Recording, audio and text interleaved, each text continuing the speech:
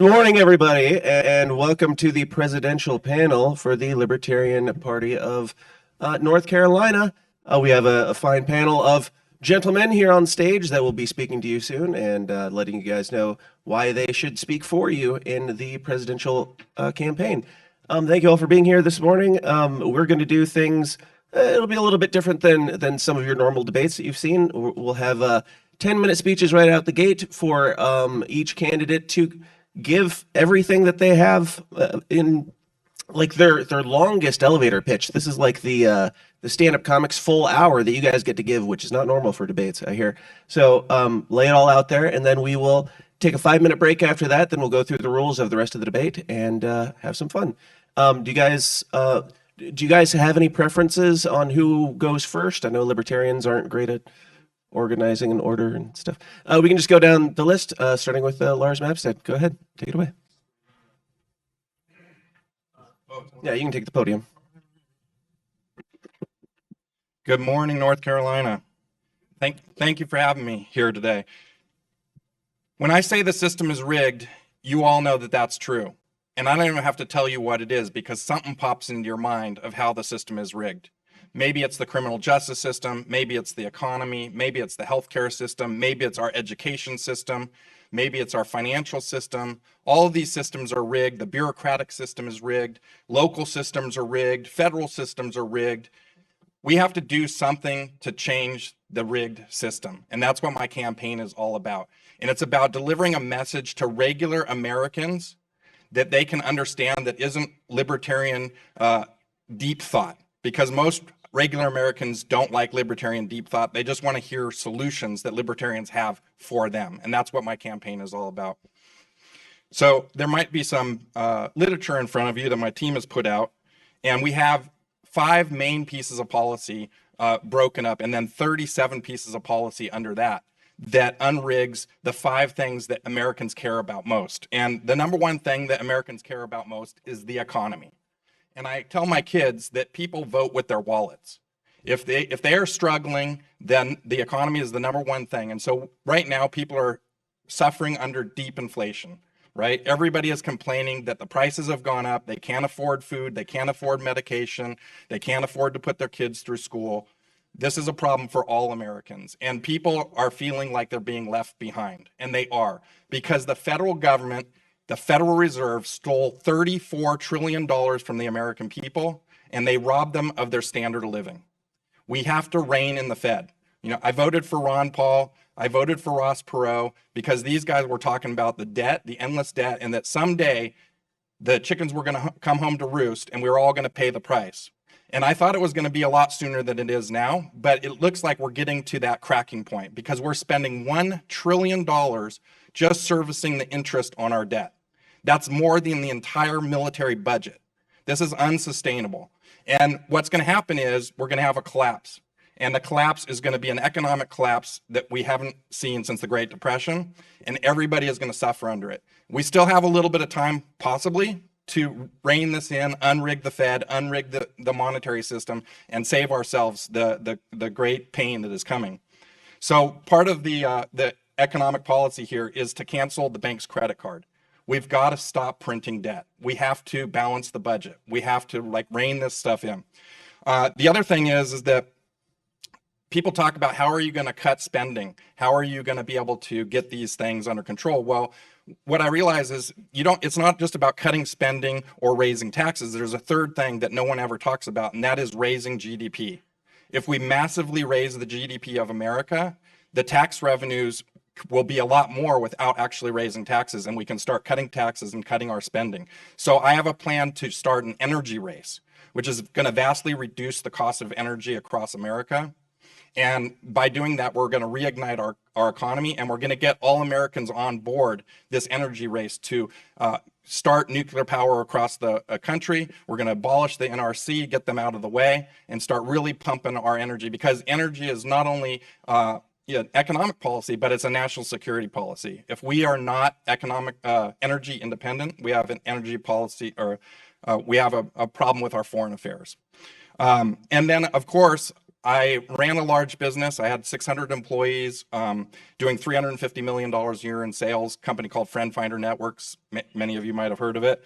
And when I sold that company, I got audited by the IRS. And I've also been audited by the California Franchise Tax Board numerous times. And after having that experience, I realized that no American should have to suffer under these tax regimes, that no one should live in fear of what their government might do to them if they fail to fill out a piece of paper. And every year that I'm filling out my taxes and getting all the forms together, I think, what a waste of productivity.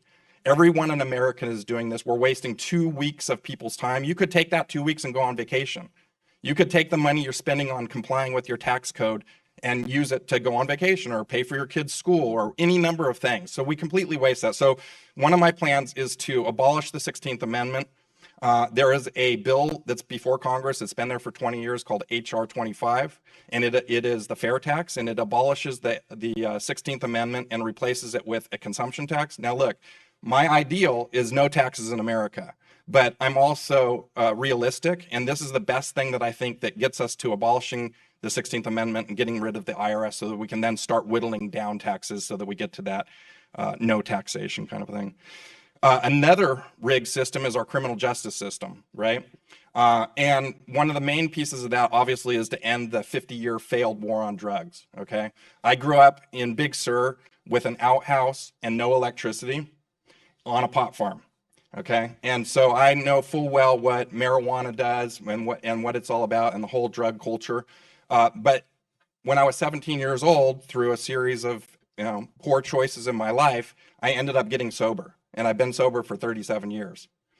And so I'm not advocating for ending the war on drugs because I want everybody to do drugs. I'm advocating for ending the war on drugs because it puts people that are have victimless crime in prison and makes criminals out of regular people that should not be criminals. And we have to end this. The war on drugs has created the cartels. We've handed a monopoly to these cartels, and that is driving a lot of the problems at our southern border because we've disrupted all the countries at our southern border by handing them these cartels who are criminal gangs that roam their countries. Obviously, ending qualified immunity. We need to police our police. We need to make sure that they can be held accountable when they're doing bad deeds. And another piece. So one thing I should say is that my team has put these 37 pieces of policy together, and we've spent probably the last 6 months putting these pieces of policy together. And Larry Sharp has been very much involved in that, as well as Tyler Harris and Dan Johnson and the whole slew of my team. But one of the things that we came up with was that if you are convicted of a crime and you are found not guilty of that crime, the government has to pay you triple the damages that they were going to go after you on that crime, so that we stop the government from attacking regular people. They have to know exactly that you're guilty before they come after you, instead of just using kind of the bully pulpit, right? So I think that's a really important piece, and I really like it. I also don't like plea bargaining. I think we should get rid of plea bargaining. Everybody should have the ability to have their case tried. And one of the things that we came up with was if you're offered a plea bargain, that's the new ceiling for what you can get as a punishment. And then you still can go and fight it. So I think that was a good piece that we came in. Another rigged system, our healthcare system, obviously. My insurance rates are going up and up, and the quality of my care just keeps going down. The government is completely in bed with the pharmaceutical companies, the insurance companies. Obamacare sold us out. I always say that if government breeds mediocrity, and the more government we have, the more mediocre we become. And it's like everything starts out good, but it just becomes a bureaucratic mess. And they care more about getting their money and paying for their pensions and that sort of thing than they do about taking care of us. So I want to replace our healthcare system with a more transparent system, one that makes sure that all of the prices that you're going to pay are transparent and upfront to you. We have laws like this right now, but they're not being enforced, so we need to make sure that happens. We need to eliminate unnecessary regulations, and I'm proposing a healthcare savings account plan that allows you to take your money and spend it with the doctors you want, because what we need to do is create competition in our healthcare system. Right now, there's no competition, so they have no incentive to do better for you. And that's where that mediocrity comes in. Another piece is unrig the government. Obviously, we have this huge bureaucratic mess. One of the things that I like to talk about is there's a thing called the Plum Book, which is 7,000 positions that the president gets to appoint. And I would not appoint those 7,000 positions. I would let them just sit. And if Congress thinks that those positions are important, they can recreate them, right? But I don't think that the president should do that. In fact, I think the president has been given way too much power. Congress isn't doing their damn job. We need to make Congress do their job by giving the power back to Congress and holding them accountable for it. And finally, none of these other pieces are going to work at all if we can't get on the ballot. So the Voters' Bill of Rights is my signature piece of policy. It levels the playing field. It allows ballot access for all candidates. In Maine, I needed to get ballot access because I'm trying to win an electoral vote in Maine and put us on the map and do something crazy on election night that's never been done before.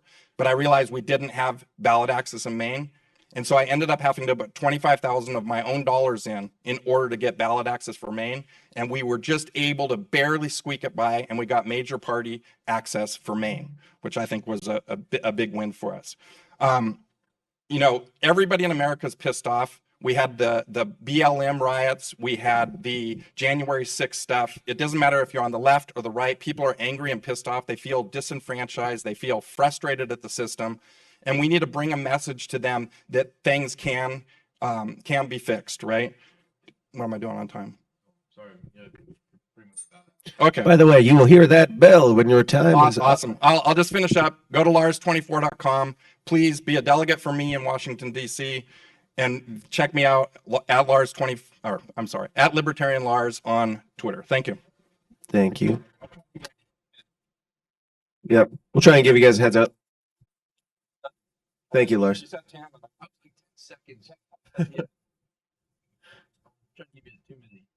Up next, we have Michael Rectenwald. Hello, friends, and hello, North Carolina. How are you today? Good. Well, I'm Michael Rectenwald, and I'm running for president as a Libertarian. You know, several years ago, I was in a statist cult, really. Now, many of you may be aware of some of these statist cults. There's the neocon cult, there's the progressivism cult, there's the Marxist cult. They all are statist cults, and in that sense, they have something in common. And when I came out of that cult, which was, and I'm trying to give you like an experiential sense of what it was like to meet liberty and embrace it. It was like I had come out of Plato's cave, very dazzled. The light had been beaming in my eyes.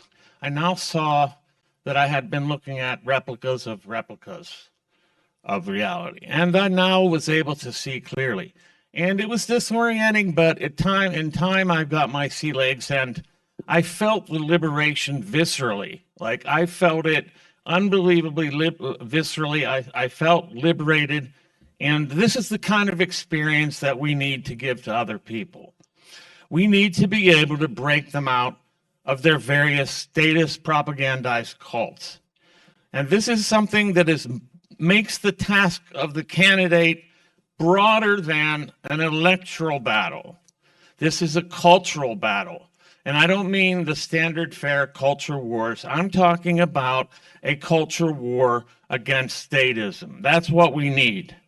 So I'm in this nomination process because I think that this party needs to be represented by the ideals of maximum liberty. Maximum liberty. Now, I think that maximum liberty would come without a state at all. And, you know, but I know that goal is very far off. It's kind of like something we approach, but we must keep as a guide star to which we are orienting all of our behavior. And that doesn't leave anybody behind because we all want the same thing. We want liberty. I'm in this because I think I could represent that liberty to the maximum. Now, I don't think the state is the guarantor of much, if anything, except for being the worst infringer of rights that exists and the greatest source of violence on the planet. But I'm also here because I think I'm the candidate who best understands all of the threats to our liberty, all of the impending crises that the regime will bring down on us. For example, we know the standard fare, the war imperialism, the proxy wars, the Fed, the alphabet agencies, the regulatory regime, the security state, the military-industrial complex, but also the censorship industrial complex, the threat really of global governance, and the threat of this climate catastrophism, which will be used to try to limit our freedoms of mobility, of even eating. The WHO pandemic treaty, the disease X, whatever this might be, they'll fill in the blank when they find a new crisis or origin, and so forth. So I've written about all these issues in best-selling books. And so what I'm saying here is we need to look at this as a broader role than has been framed.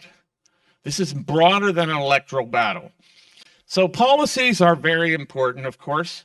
You'll hear plenty of policy prescriptions, and I will say some of my own as well in what follows. But for too long, the Libertarian Party has ignored the fact that politics is downstream from culture. The winning candidate must not only know how to give us policy prescriptions which they would enact should they be elected. In that unlikely event, let's be honest. So what we need is somebody who is first at countering the narratives that are being used against us. For example, under COVID, we had all kinds of propaganda and narrative power being foisted on us, and it wasn't enough to sort of argue abstract libertarian principles. You needed to know what this propaganda was about and how to see through it. Now, if the candidate fell for some of the most recent, most egregious rights-infringing propaganda that came in the history of the modern world, like under COVID, I don't think that's a recommendation.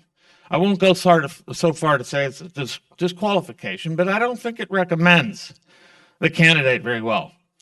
So, look, we don't need a mere vote getter. Now, getting votes is good. We want to get votes, but we don't need a mere vote getter. If we wanted a mere vote getter, I think we'd nominate RFK Jr. Wouldn't that be a crime against the party? Wouldn't that be just the most antithetical thing that we could possibly do? But that means, we're not just out here to get votes. We're out here to spread the message of liberty, to broaden liberty in this country immediately. Okay, so that means that we need to be looking for somebody who will lead a 50-state, even international messaging campaign. And that campaign's message must be to get power to the people in the immediate. And I will talk about some of the ways that we could do that in a few moments. So it isn't enough to repeat cardboard cutout, patent cliche libertarian platitudes. We've had enough of that, and we need more. We need somebody to be original, to be bold, and fearless. That's what we need. Now, I will talk about some of the things, some of the major issues and where I stand on them. And I take the following prescriptions. The only wars that should be fought, period, are those in direct self-defense, and all other wars are violations of the non-aggression principle, of course. And I am neutral on all proxy wars between nations and other non-state agents or actors, as in the war in Israel on Gaza. Neutrality means opposition to all interventionism, of course. And that means opposition to sending arms and military aid to any country, whether it be Israel, Ukraine, or Taiwan. And Taiwan's not really a country, according to China. So the idea is, of course, that this is a terrible aggression. We're being robbed to kill other people in another country, in another place of the world. It is robbery, and then on top of robbing us, they commit murder. Let's be frank. So, of course, I would pull all the military troops out of all the bases, whether they be 800, 850, or 903. It's hard to count because some of them are secret.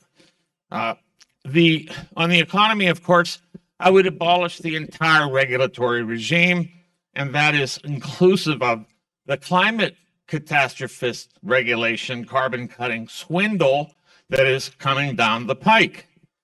Yeah, and here I would say, if RFK were on the stage, the difference between him and the way I see it is he approaches the regulatory capture issue from the wrong side.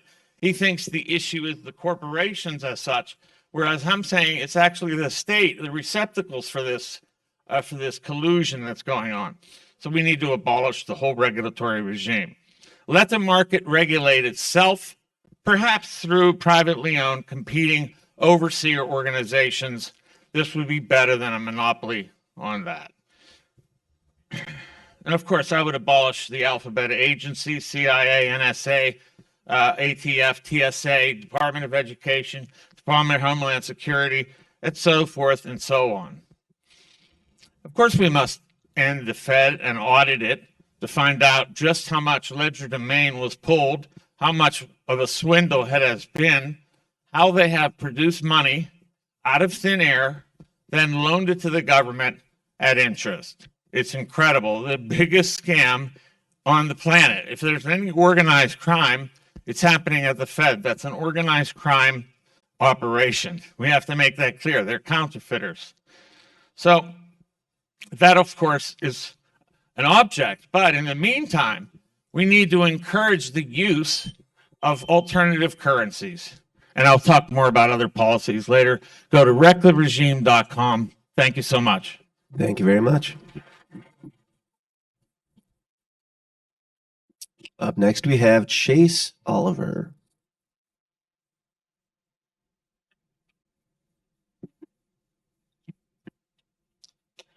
Good morning, North Carolina Libertarians. It's good to see you again. I got a little deja vu actually being here in the room because it's the exact same place y'all had convention last year. But I am very excited to be here to talk about my campaign and what we can do to spread liberty across the country here in the United States. First off, let's set the stage here. We're here to support the principles of liberty. The idea that you are born free and that you have inherent rights that are given to you, and that the government should be limited to the maximum ability, and that if government is to exist at all, it should exist to secure the liberty of people. That's the thing that's the message that we get to go out there with. But people don't hear it enough. We don't sell it well enough. We need to have a campaign that can bring this message of liberty to each and every American in a way that resonates with them. And that's what I've spent the last year doing. Actually, over a year now, almost a year and a half I've been doing this. I've been speaking to people all over the country, not just libertarians here in the room, which we could talk, in the Fed, we could say all the red meat we want. I know how to gin up a libertarian crowd.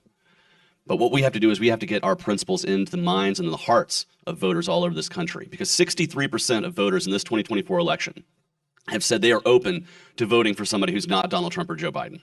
That is a golden opportunity for our movement, for our party, and for our principles to be put forward to as many people as possible and to bring new libertarians into the tent. It's like a revival tent. That's how I came into the party. I was brought into the tent, literally. At the Atlanta Pride Festival in 2010, the Libertarian Party of Georgia was there. And I saw the tent. I'm trying to read it. I was literally waved into the door by John Mons, our candidate for governor in 2010. And he asked me, "What's the most important issue to you?" And I'll tell you, before I even knew what a libertarian was, I was anti-war to the core. For the day the war on terror got started, I opposed it. And so I told him that. I said, I oppose the war on terror and the war in Iraq with every fiber of my being. And he said, "Welcome home. This is where you belong." I want to do that for millions of Americans who have that libertarian thing that just drives them to say, we want to have more freedom. And we want to connect that to the greater libertarian philosophy. So they realize they are libertarian. and that liberty is the answer. And I've been doing that as I travel across the country. I've spoken to thousands of Democrats, Republicans, Independents, and Libertarians. Here's one of the ways that we get through to them really easily. How many people in here are a parent? Raise your hand. I bet each and every parent in this room has unconditional love for their child. They would do anything for that child. They would die for that child if they had to. They're going to be that child's best advocate because they have a vested interest and unconditional love to see them succeed. So I ask parents all across the country, why do we take power out of your hands and put it into the power of a bureaucrat in Washington, D.C. or your state house? They don't know your child. They don't know how special they are. They don't know the things they need to succeed and thrive in this world. You do. So let's take power out of their hands and put it in your hands to control your family with regards to education, medical decisions, or anything else. But even better, if you're an adult, you can govern yourself. You have self-governance. The freedom should be to you. That's a message that when we distill down to each and every voter can be attractive. And one of the things we have to overcome is the slander that because we support freedom and that we're libertarians, we don't care about other people, that we only care about ourselves. I'm ready to say, just because we don't want the government to do something doesn't mean we don't think it should be done. It just means it's done terribly by government. If we want to help the poor, there are better ways to do that than welfare programs that are basically middleman washing. You give the government $1 and they give you back a dime. We want to help immigrants in this country to be able to come here and work and not be stuck at the border under city programs and with the helps of churches. We want these people to be able to come here and work, start their American dream. Well, the way to do that is not more government regulation, more walls, more border patrol, more ICE. The way to do that is to simplify the system, to make it easy for people to just come here and work and be able to start their American dream like our past generations did, just like we did in Ellis Island, where 40% of Americans in this country can trace back their lineage. We need to return back to that kind of immigration. When it comes to criminal justice reform, let me just say this right now. I've been tear gassed in the streets by the Georgia National Guard for protesting for justice reform. I'm ready to be a warrior for justice reform. We have to hold our justice system accountable at every level. Ending qualified immunity, holding liability insurance for police, ending mandatory minimums, ending the death penalty, and all the way through the way we treat our prisoners and the way we treat people upon release. And of course, we need to end the war on drugs. The war on drugs is a stain upon our nation. It has put so many innocent people in jail, many of them who are addicts who desperately need help. They need help to get out of the crippling grip of addiction. And you know where they don't get that? They don't get that by going to jail and being traumatized over and over again. Because when you're traumatized and you're released from jail, what's the first thing you do? You go right back to the drugs. So we need to have a much better way to treat people who have addiction in this country. Those who are downtrodden, those who are ignored by those who are in power right now. Those who are ignored by the Democrats and Republicans. Those are the people we need to reach out for and say, your liberty matters too. And that's the kind of candidate I want to be. I want this movement to bring millions of people into the tent. Like I said, it's like a religious revival. You open the tent wide, you let people come in, and you preach them the good news. That's the kind of candidate I want to be. I want to be an evangelical libertarian, preaching the good news to millions and millions of people all over the country. And I can't do that alone. And that's why I've built an awesome campaign. We have an amazing team of hundreds of volunteers, an amazing staff, and we are putting together a campaign that is running on full steam right now. I've traveled to 44 states across the country. I'll hit all 50 before our convention. No libertarian candidate for president has ever visited all 50 states pre or post nomination. We're going to break that glass ceiling, just like I broke the glass ceiling of being the first candidate who's not a Democrat or Republican to speak on the Iowa soapbox stage, putting us on a level playing field with a two-party system. It requires hard work and determination to do that, and every avenue we can put ourselves on a level playing field, we're going to take advantage of that. And that's because of an amazing campaign staff. Just recently, we qualified for the free and equal debates that are going to be going on at the end of the month in New York City. Lars is also going to be on that stage too. And it's because we worked really hard to get out the message. My team, on the last day of voting, we were in 8th place, and you had to be in the top 6 or 7 if you're RFK to get on that stage. And what it required was hard work. And my campaign sent out 40,000 text messages that day. We made phone calls, we sent out emails, and we got the results we needed to get on stage. That's the kind of hard work that a well-run machine can do for liberty. And so I'm going to be ready on day 1, the day of the nomination. I'm ready to run full speed for this party, to bring new libertarians in. And I want to tell you, are you ready to win? Yes. Well, even if we don't win the White House, I want to tell you there's a lot of wins we can win across the country. We can win ballot access in states all over the country to make it easier for libertarian candidates to get on the ballot and preach that message of liberty in their own communities. We can win major party status like they did in Iowa, which is what allowed me to be able to get on that soapbox stage, because they give more prominence, they give more attention to those major parties. We can win that victory. We can identify winnable, electable, libertarian races all over the country, and a good presidential campaign can get out there and support them and push them across the finish line to victory. So we elect hundreds, if not thousands, of libertarians in 2024.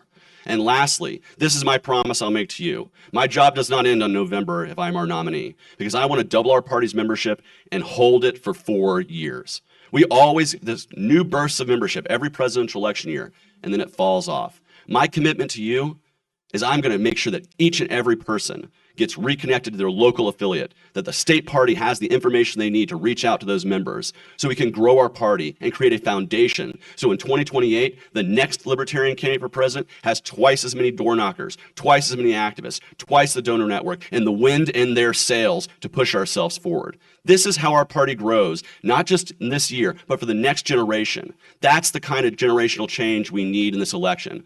And frankly, generationally, I look quite different than what the Republicans and Democrats are going to be putting on stage. And we need that contrast. It's time for liberty. It's time for some wins. It's time for some victories. And I'm going to lead us to victory in November. Even if it's not the White House, we're going to have those victories. And we're going to build that foundation. I want each and every one of you to join my team. Go to votechaseoliver.com. You can join as a volunteer. You can add to the hundreds of volunteers we already have, help create this army of liberty. You can become a donor if you want to help support and put fuel in the tank for this engine of liberty that we're going to push across the country. We need your help. And I hope that if you come to Washington, D.C. as a delegate, I can earn your support, because it's time for us to put liberty forward in a way that's positive, in a way that grows the party, in a way that resonates outside of this room, but resonates all over the country. And I want to help each and every one of you achieve maximum liberty, and I want to help each and every one of us achieve maximum results in November 2024. Thank you very much. Thank you, Chase Oliver. And up next we have Mr. Mike Turbot. Thanks very much. Can you all hear me back there okay? Kim, you can hear me okay? Good. I'm probably going to say a few things that piss you off, so sorry about that in advance. Look, this campaign is not going to be about small things. It is not a small thing that money has been taken from you and from your neighbors, and by the way, from people all over the United States, among whom are some of the least able to afford the oppressive system of taxation in this country. And that money is being sent today and tomorrow and next week to Ukraine. It is being sent today, tomorrow, and next week to the Middle East. It is being sent today and tomorrow and next week to Europe to protect nations that have no political will to protect themselves. I want that to sink in. It is not a small thing that your values are not taken into consideration in Washington. We have a foreign policy today coming out of Washington led by Republicans and Democrats who don't give a damn about your personal values. They don't care that the fact that 16% inflation over the past 3 years has made it very difficult for Americans to make ends meet. They don't care about that. That's why monetary policy in this country is not changing. This is why we need to make fundamental changes, not small changes. It is not a small thing that money has been taken from you and from other families around this country and was sent to a laboratory in China to create a virus about which not only our government but the Chinese government chose to lie to you. This is not a small thing. It is not a small thing that your government shut down your economy, lied to you about the reasons why, shut down your business, and then took your own money and sent it back to you in the form of checks to try to make it up to you. This is not a small matter. It is not a small matter that we have an entitlement regime in this country that has racked up $34 trillion in debt that they expect your children and your grandchildren and my great-grandchildren to eventually pay for. This is not a small matter. It is not a small matter that the simple dignity of being able to raise your children the way that you see fit was taken from you a long time ago. It is not a simple matter. It is not a dignified matter, and it is not a small matter. that communities all over the United States are struggling under the world's most oppressive criminal justice system. It is not a small matter that the fact that persistent intergenerational poverty is a political construct. It is not something that would be expected in a regime of free markets. This is something created by bad public policy at a local level. The war on drugs, bad zoning, bad housing, bad school policy, bad police accountability. These are not small matters. The fact that your government operates in the shadows is because it is run by people whose values do not align with yours. They are hiding the ball purposefully. It is true that the Republican and the Democratic Party used to have politicians that would pursue political agenda that would align with their constituents. That is no longer the case. What's the number one objective of the Democratic Party? To keep Republicans out of power. Same thing with the Republican Party. And we know this is where authoritarianism comes from in a democracy. This is the reason why we not only have a huge opportunity in 2024, we have an obligation. If you're waiting for a Republican politician to lead the charge back towards some sense of a constitutional democracy, you're waiting for something that's not going to happen. If you're waiting for a Democratic politician to stand up for your rights, to stand up for your liberties, to stand up for the First Amendment, to stand up for the Second Amendment, I got that sentence out without laughing. If you're waiting for a Democrat to stand up for your Fourth or Fifth Amendment rights, that I spend a lot of time talking about as a former police officer, if you're waiting for a Democratic politician who can spell the 10th Amendment, you're waiting for something that is simply not going to appear on the horizon. This is our obligation. This is our call of duty. It is up to us to get this campaign right. No one else is going to do it for you. No one else is going to do it for us. And remember, it's not about you, and it sure as hell is not about me. And as much as I love these guys, each and every one of them, it's not about them either. It's about people across this country whom we call brothers and sisters for no other damn good reason than the fact that they are fellow Americans and they are struggling under an oppressive regime. We owe it to them. We are the philosophical descendants of the people that put the Constitution together, that wrote the Declaration of Independence, that created our federal government for only one legitimate purpose, and that is to protect our individual liberties. No one else is going to lead the charge back to a republic of delimited powers. No one else is going to take fiscal conservatism seriously. No one else is going to take social liberalism seriously. It is absolutely up to us. This is why we've put together the type of campaign that we have. We have 17 paid professionals on our team already. I'm not suggesting that we're quite ready for the general, but we're damn close and we're well ahead of schedule. It's the reason why we are running on a platform that I call a Gold New Deal, a new relationship between us and the government that we will tolerate. We need to break from the past. We need to run on a platform that clearly differentiates us from Republicans and Democrats. I believe this is something that we have not successfully done in past presidential campaigns. I believe it is the right thing to do, both in terms of correctly branding our party for the benefit of down-ballot candidates and for future presidential candidates, but it is also the right thing to do to get the type of attention that our ideas deserve. The second thing that we need to do differently from past presidential campaigns is to run a remarkably confident and a remarkably credible campaign. It's the reason why we have a big professional staff already. It's also the reason why, if all of you are noticing, we work very hard at preserving our credibility in all of our messaging on social media and the websites, in person, in public. We work very hard at leaning into my personal background of public policy and public service. I'm uniquely the one candidate here who has worked with the federal government. I was an economist with the White House for a couple of years. I'm also the only candidate in this race who has spent nearly a decade as a professional advocate in Washington for freer markets, for less regulation, for greater competition. I'm the only candidate in this race who spent nearly a decade in local service in a second career as a police officer. I was on the road for 11 and a half years in South Broward County, Florida. It's the reason I spend so much time talking about local policy and about holding police accountable and fundamentally changing the way that we manage police agencies and the way that we hold accountable police officers. These are not small matters. The idea that it should be difficult to hold a police officer accountable or a police agency accountable, that's not a math problem. That's not a technical problem. That's an ethical problem. That is not the way things should run in America.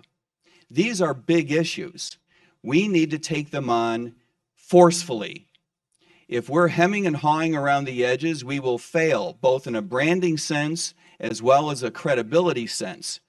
We can reach success by cleaving hard edges against Republican and Democratic politicians. If you could find something that a Republican or a Democrat would say, there's no reason for this campaign to say it also. We need to stop trying to find common ground with those politicians and find common ground with their voters. We need to run a completely principled campaign that allows people to find their inner libertarian streak and identify that they have common ground with us. That's what this campaign is all about. Look forward to talking to you some more. Thanks a lot. Thank you very much, Mike. And lastly, we have Jacob Hornberger.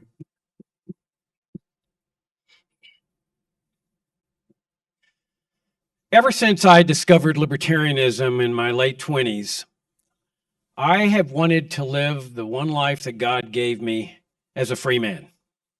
And that's why I'm in this race. I want to be free before I pass. And that is my big objection with the reform-oriented message that has come to define this party and our presidential campaigns for the last 20 years.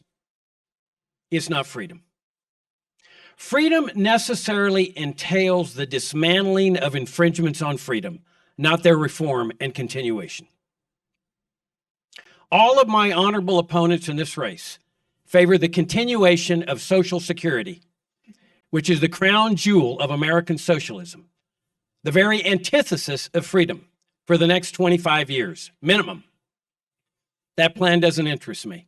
I want freedom now in my lifetime, not 25 years from now. They say that if we were to achieve freedom now, which is what I favor, through the dismantling of these socialist programs immediately, that there would be people dying in the streets, along with Social Security and Medicare, Medicaid. Pure nonsense. This country lived without socialism for more than 100 years, and there were not people dying in the streets as a result. But notice what this insidious philosophy of socialism does to people, including libertarians. It causes people to convince themselves that they are being good, caring, and compassionate through the continuation of a socialist program that is based on the initiation of force and the coercive apparatus of the Internal Revenue Service for 25 years. That's not charity. That's not goodness. Charity and goodness come from the willing heart of the individual. Children and grandchildren honoring mother and father on a voluntary basis, and grandparents. The churches of America are filled with faith-filled people that are always ready to help others in need. And it is incumbent on those of us in this party to lead this nation toward the restoration of faith and freedom. School vouchers. My opponents favor this socialist reform educational measure that was imported from the Republican Party, that is based on the initiation of force, which violates the pledge that we all take in this party, because it uses taxation to take money from one group of people to fund another group of people, just like Social Security and Medicare do.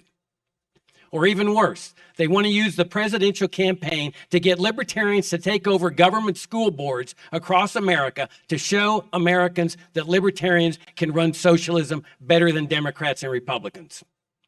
My position, separate school and state. It is the only freedom position, and that is the position that we need to be taking to the American people if we're going to achieve a free society. And then there's the immigration control system along the border. which is based on the core socialist principle of central planning, which Ludwig von Mises pointed out brings planned chaos, which is what we've had on the border for 80 plus years, along with perpetual crisis, death, suffering, rapes, kidnappings, highway checkpoints, warrantless searches, a Berlin Wall, and now concertina wire to cut people up. Unfortunately, all of my opponents in this race favor this system and the continuation of government control over the peaceful movements of people. I have maintained for 30 years, including in my book, The Case for Free Trade and Open Immigration, that there is only one solution, and that is the solution this party has stood for more than 50 years, and rightly so, to this immigration morass, and that's freedom and free markets. The dismantling of this entire socialist system, open borders, the free movements of goods, services, and people across borders, just like we have here domestically. It is the only solution. My other objection to this reform-oriented message is that it can't garner votes. We all know this in this party. It's difficult for us to acknowledge it, but it's true. It's incapable of garnering votes. There's no constituency that loves this reform message. Oh, it's popular in the Republican Party. It's popular inside the party here. It's not popular out there in the general electorate, and that's a problem for a political party. That's why there's this temptation of looking for secondary goals like party membership and ballot access, because this message can't garner votes. Our presidential candidate 3 years ago gets barely 1%, 50 years after this party was founded. 3 years later, 2 Wall Street Journal polls, just recently, back to back, 1%. Things haven't changed over the last 3 years among the voters. What do voters have to tell us before we get it that this is not a good message for us? Can't garner votes. The latest poll by California State University, brand new, like a week ago, 0% for the LP presidential candidate. We're down to 0%. We have 2 campaigns right here by 2 of my honorable opponents that buttress this point. Chase ran one of the best campaigns ever in the history of this party for U.S. Senate. Okay, incredible campaign. Through a fortuitous sequence of events, he got more publicity than any candidate in history of this party. $40 million easy of free advertising that enabled him to get his message out. And then he got into a debate, televised statewide against an incumbent U.S. senator, enabling him to get his message out. Every voter in Georgia was watching these debates. Chase is one of the best proponents of this reform message I have ever seen in my 30 years in this party. It'd be very difficult to find anybody better. And if you watch that debate with Warnock, he made the passionate case, like he does today, excited case, dedicated case for reforming Social Security, healthcare reform, educational reform, military reform, smaller government, smaller DEA, smaller ATF, smaller CIA. And at the end of the process, 2% of the vote. Mike Tremont ran one of the best campaigns in the 20th Congressional District of Florida. He got into the debates there, more than one debate, got his message out. At the end of the process, less than 1%. If these 2 guys, who are among the best proponents of this reform message, cannot do better than 2 or 1%, that's a message to us that the voters do not like this reform message. Now, for 20 years, we've been told that what I'm advocating, pure, genuine principles, a campaign of pure principle, is a liability. It's a negative. I'm saying that if we're going to break out to the 10 to 15% level, which I think is entirely possible, we need to move in a completely different direction, because 1% does not cut it for me. That's not going to bring me my freedom. A major breakout is what's going to bring me my freedom. And I'm talking about the kind of campaign that says open borders entirely, abolish every single socialist program immediately without hesitation, legalize all drugs, end the federal killing machines, invasions, occupations, sanctions, embargoes, state-sponsored assassinations, separate money in the state, education in the state, healthcare in the state. 20 years ago, I ran for U.S. Senate in Virginia with this package of principles and garnered 7% of the statewide vote. 106,000 people voted for this message. And I have no doubts that constituency is still out there and that we could double that in the race that will vote for this package, but will never vote for reform, as we have seen. And here's the kicker. We can start a wildfire of freedom on our issue, and that issue is immigration. That is the burning issue of our time. All along the border, there are pockets of people that are angry. The embers are burning. I know this. I lived half my life on the border. People hate the Border Patrol. And there's pockets of people that hate this concertina wire and the other deaths that have been going on there for decades, ever since I was a kid growing up on a farm on the Rio Grande. What we do is we go into this campaign and we light those embers and we fan those flames and we start a wildfire of liberty that spreads then into the black community, which has been oppressed by this federal government with their racist war on drugs for decades, and they know it. Every black in this country knows it. And those of you who were with me at Wilmington 3 years ago know the response that we got among those poor blacks to our message of liberty. And then if that wildfire spreads to the 50% who don't vote, now we're talking about a major breakout in the polls of 10 to 15%. And now my freedom is in play.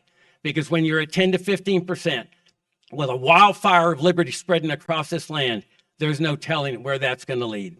I say this time around, let's do something different, completely different, something that the American voters are not expecting. Let's go into battle against these people who have destroyed our liberty with our principles. As libertarians, let's take the battle to them, and then let's just seize the day. Thank you. Thank you, Mr. Hornberger, and thank you to all of our candidates. We are going to take a 5-minute break now. You guys can go smoke it up in the parking lot or whatever you do, and we will reconvene in 5.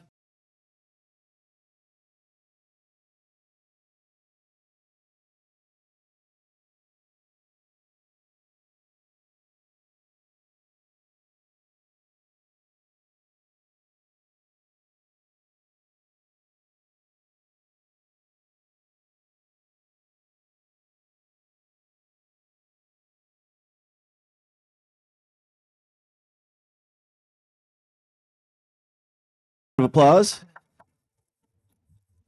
They spent a whole hour giving you their thing, and now I'm going to just take a couple minutes to give you a little bit of mine. My name's Dan Smotz. I host the System is Down podcast, where we have uncomfortable conversations. We ask some of their honest questions, and you are begging them to allow you to be their voice. So I think it's really important that we be honest with them. Now, every candidate was offered an interview yesterday, and you all got it, except for Mike, just because of time. But I gave everybody a fair shot, gave everybody the benefit of the doubt. I even offered to David Dunlap, who did not choose to be here tonight, offered him an interview. He did not. He graciously turned it down on the internet. But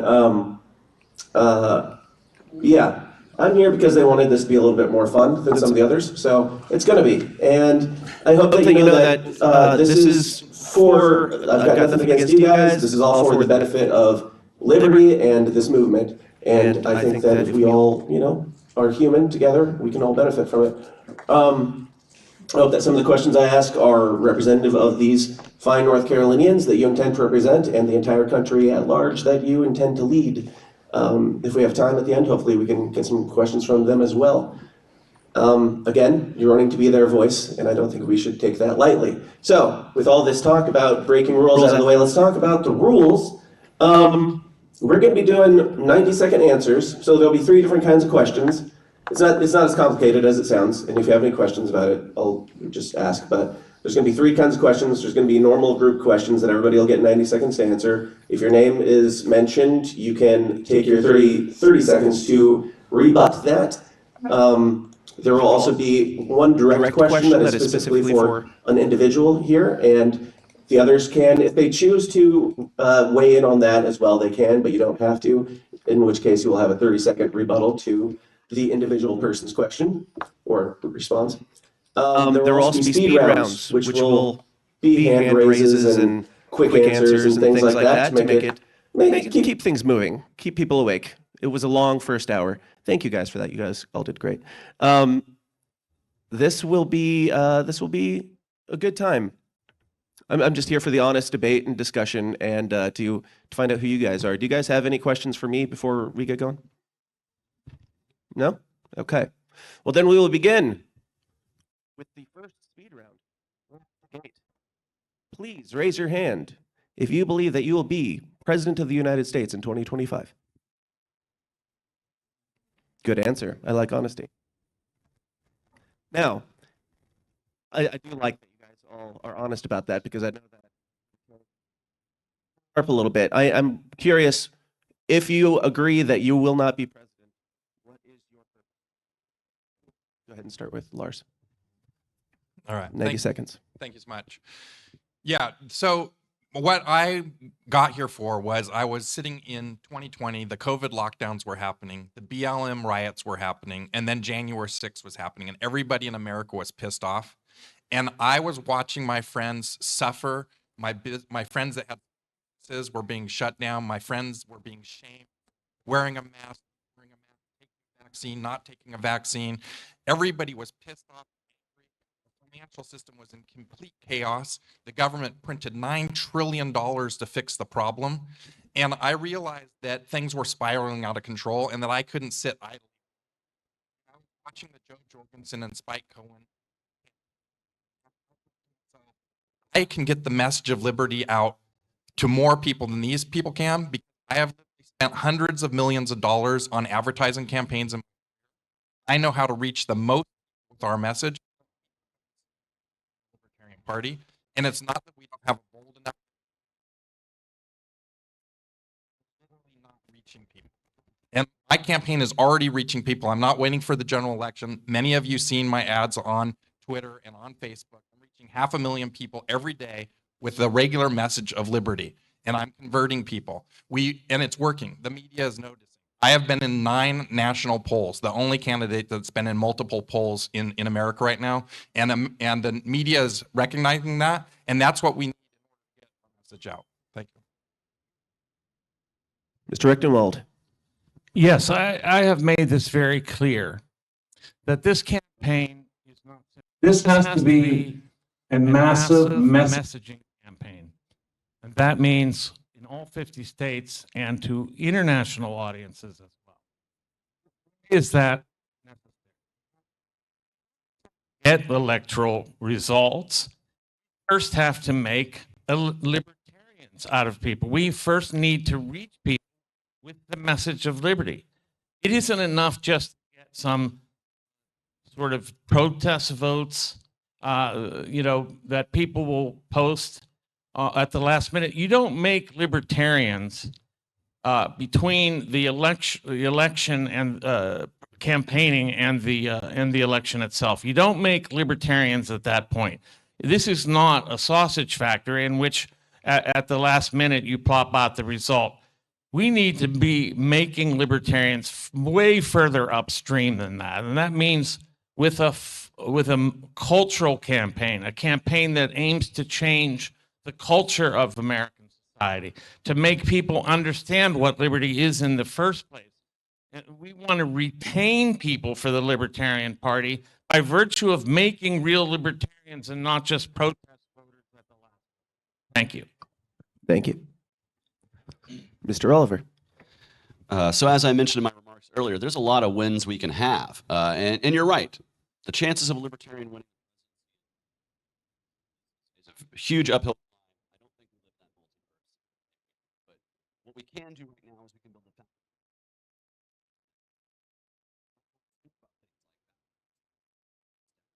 Doubling our membership and holding it for the next 4 years. That's one of the things I'm committed to doing, is building a foundation from which we can grow.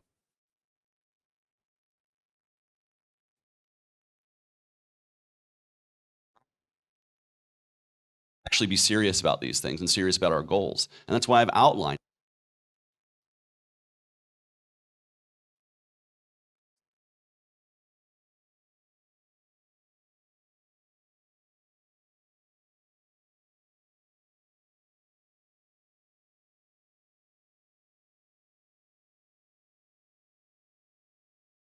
burn it is. I mean, I think every campaign here can say, we have a staffer who works on 3 other campaigns.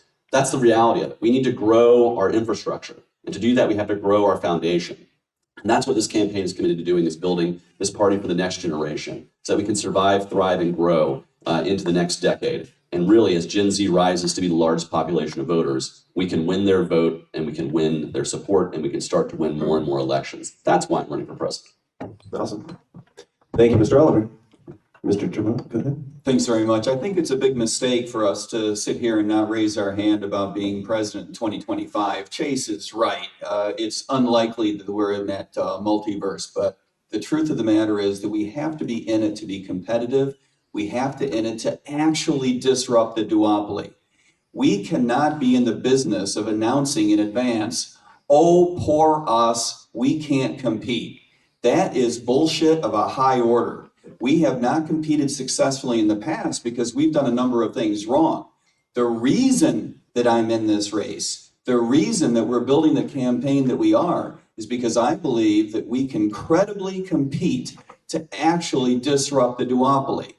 Remember, we don't need to get 50% of the vote. We don't need to get 37% of the vote, which is what it would take to win in a three-way race. I don't know what the number is, right? We know that it's north of 3%. We know that Gary Johnson got double digits in polling before he imploded.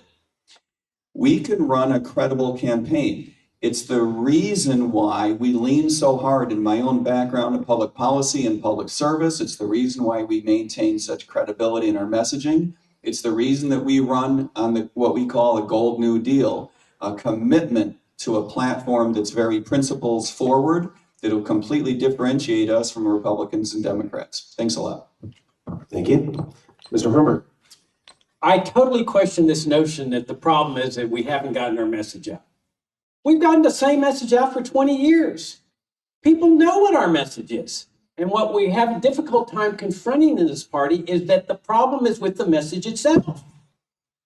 I mean, look, we run campaigns calling for the continuation of socialism while we pride ourselves on being anti-socialist, border socialism, social security socialism. Everybody knows this is our message. And then a sales tax. I mean, if I win this party's nomination, I'm going after the lower economic classes. Those are the people being squeezed by inflation and by the state. And we're going to advocate a national sales tax of 18%. My gosh, you can kiss those votes of everybody in the lower half goodbye, because they will never vote for any of this party, because we will be known as the party of the millionaires. Now, I have no doubts that this position can garner votes from millionaires, but you're not going to garner the votes of the lower classes that are going to now be called upon to bear the burden. We need to set the standard of what freedom is. When people hear these messages, then they start digesting them. They start considering them. If they never hear what it means to call for open borders or abolishing Social Security and Medicare, how do they ever start considering what freedom is? We're like Johnny Appleseed. We're over there planting the seeds in order to reach that critical mass that will bring me a free society and bring you a free society. Thank you, Mr. Hornberger. All right. Feel free to applaud, you guys. If you know, this is really quiet room. Call directions. All right. Moving on, we will transition to something that libertarians don't touch on a lot, the topic of religion, because I don't know, we've got a lot of atheists, a lot of big brain people in our party or something, but religion, for better or worse, plays a large role in electoral politics these days. I'm just curious, like, literally, who do you think God is? And let's start at the other end this time, Mr. Hornberger. 90 seconds. Well, I'm a devout Catholic. My service to my Lord and Savior Jesus Christ is everything. This is my entire life. And I don't live up to as high a standard as I should at times, but this is my life. The service to God is everything. It guides my entire life. And I don't need it in 90 more seconds. Thank you. Anybody want to rebut that? Thank you, Mr. Hornberger. I appreciate that. Having been raised Calvinist and Lutheran, I'm not going to be able to hide the ball on how I feel about an array of social issues, but I do think it's incredibly important that we separate our conversations about public policy from our conversations about religion. It's okay for you all to know where I'm coming from, and I appreciate where Jacob is coming from. The answer to your question is he who is, right? He is our North Star. It is for him that we dedicate our lives. It is for him that we engage in these conversations. But how we feel about public policy and how we feel about religion have got to be separated in our public discourse. I think that's very important. Thanks a lot. Thank you. So I'm an Episcopal Christian, and it has informed my faith. Use this one. Sorry. I'm an Episcopal Christian. My faith informs nearly everything that I do.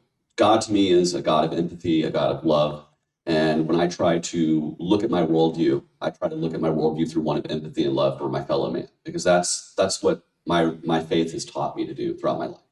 Now, as Mike said, you know, we can see where I'm coming from, but I'm not going to try to push my way of life on anybody. I think the ideas of liberty are you can have your own idea of faith. You can believe what you want to believe, and so long as you do that in peace, you are my fellow man. You're my brother and sister in life, and I'm not going to stop you from believing what you want to believe.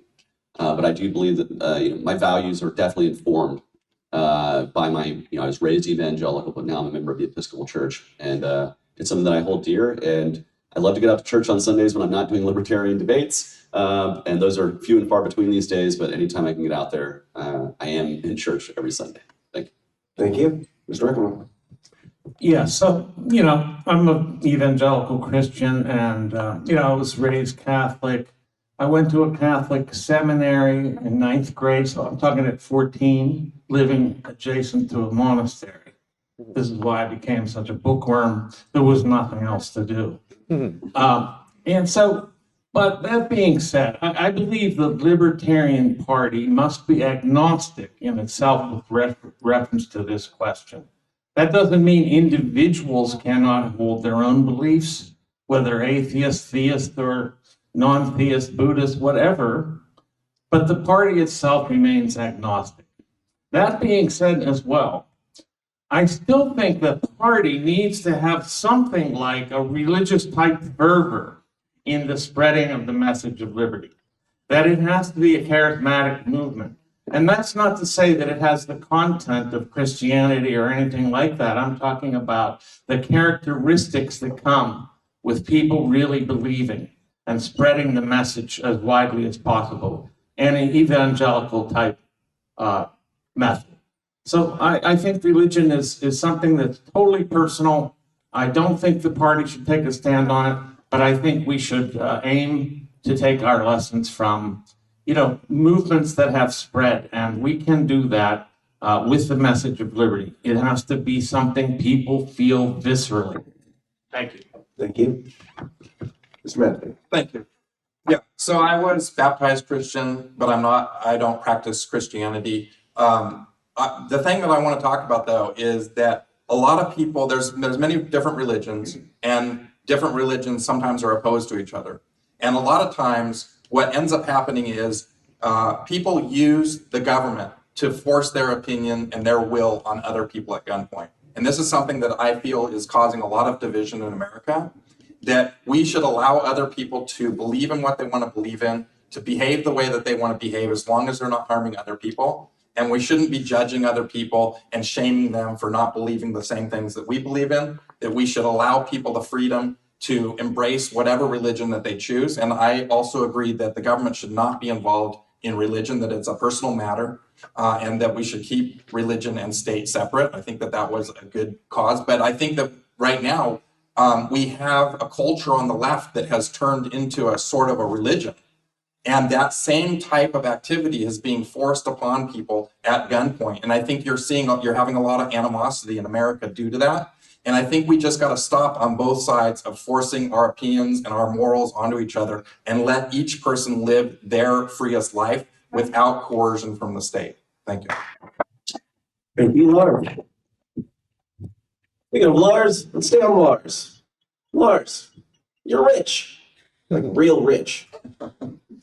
Comes from a lot of areas, a lot of important areas.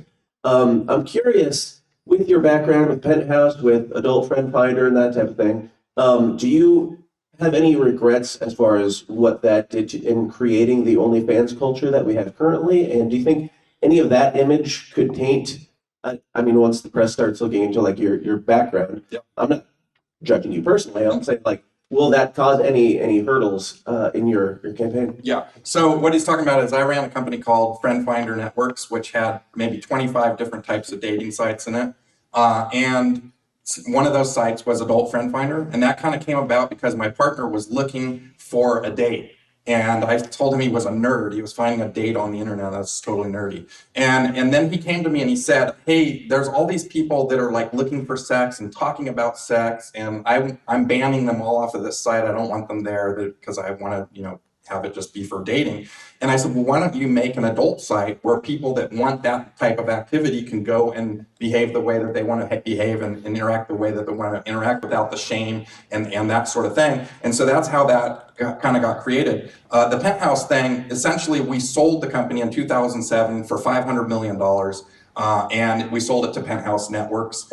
So while I didn't really own Penthouse, it was, part of the thing after we sold. But that was literally 20 years ago. I have built several other companies since then. I built a company around cars and auto racing, which I built to 25 million fans on Facebook. I am an expert marketer. I'm an expert at getting the message out and getting eyeballs out. And I believe that that's going to be the most important thing in this election is getting our message out. And I stand on my background as a great marketer in order to do that. Thank you. Thank you, Lars. And if anybody wants a 30-second rebuttal to that, if you think that that would be any concern of Lars' background, feel free to raise your hand. No? Good deal. All right, moving on. Let's talk about, RFK has been brought up quite a bit for somebody who's not in our party. Whoever gets the nominee, this question's asked a lot in libertarian debates, whoever gets the nominee, would you support them? That is question number one, but question number two is even if it was RFK, however you see that, is it your job at that point to support him as libertarian candidate? And we're going to send a bold and principled message of hell no. Are we taking a vote on that? Yeah, let's go and start with Rick. Yeah, I will be debating RFK Jr. next Saturday. And they're calling it a roundtable because he refuses to call it a debate. And I'm going to challenge him directly in ways that he may not be ready for. He's a statist of the first order. Okay, he thinks the state is the solution to all our problems, whereas you and I both know it's the problem itself. And I will also challenge him on his outrageous statements made with reference to the Israeli campaign on Gaza, which I think is a travesty, beyond unbelievable that he would support the funding and arming of Israel to commit what I consider to be an onslaught against this people. Wherever you stand on the whole history of the Middle East, which I will not attempt to adjudicate, it is one thing to support a country, but it's another thing to fund and arm them to slaughter people. So I will support the nominee, but if it was RFK Jr., I would absolutely not support that nominee.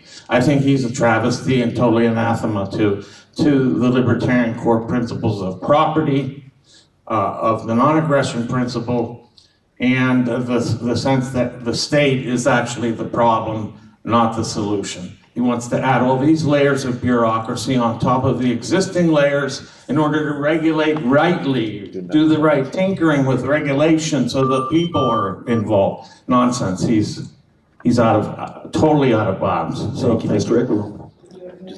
Go ahead, Chase. I intend on voting for a Libertarian for president in 2024. If we as a party nominate RFK, we won't have a Libertarian on the ballot for me to vote for. So I will not be supporting RFK if he is our nominee. I will actively run opposing him. And here's the truth, because he's not a Libertarian. And his solutions are not Libertarian.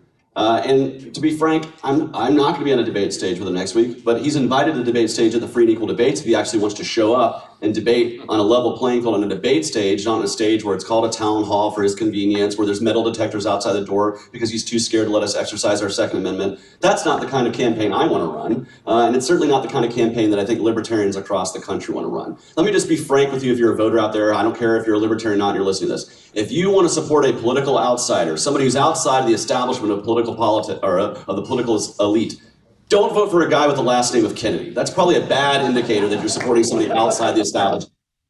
And so if you want to support someone outside of the establishment, support a real libertarian nominee. A real libertarian who's going to get out there and push a message of freedom, a message that you own your own life, that if it's your body is your body, your life is your life, your property is your property, and your business is your business, and if you're doing it peace, the government should stay the hell out of it. That's the message we can put forward if we have a libertarian nominee, but not if RFK comes in and buys our nomination. If we do that, we're no better than political whores, and I refuse to let our party be bought and paid for by RFK Jr. Thank you very much. Thanks, I appreciate that. I don't think RFK has any more chance of gaining the nomination of this party than one of us does of becoming president of the United States. I think those are approximately equal. I really don't see that happening.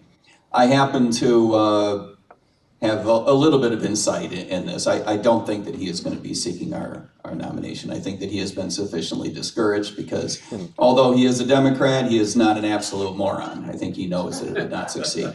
By the way, if he did come into our party and ask for the nomination, and if by some alignment of strange stars, he were to earn that nomination, I would run as an independent.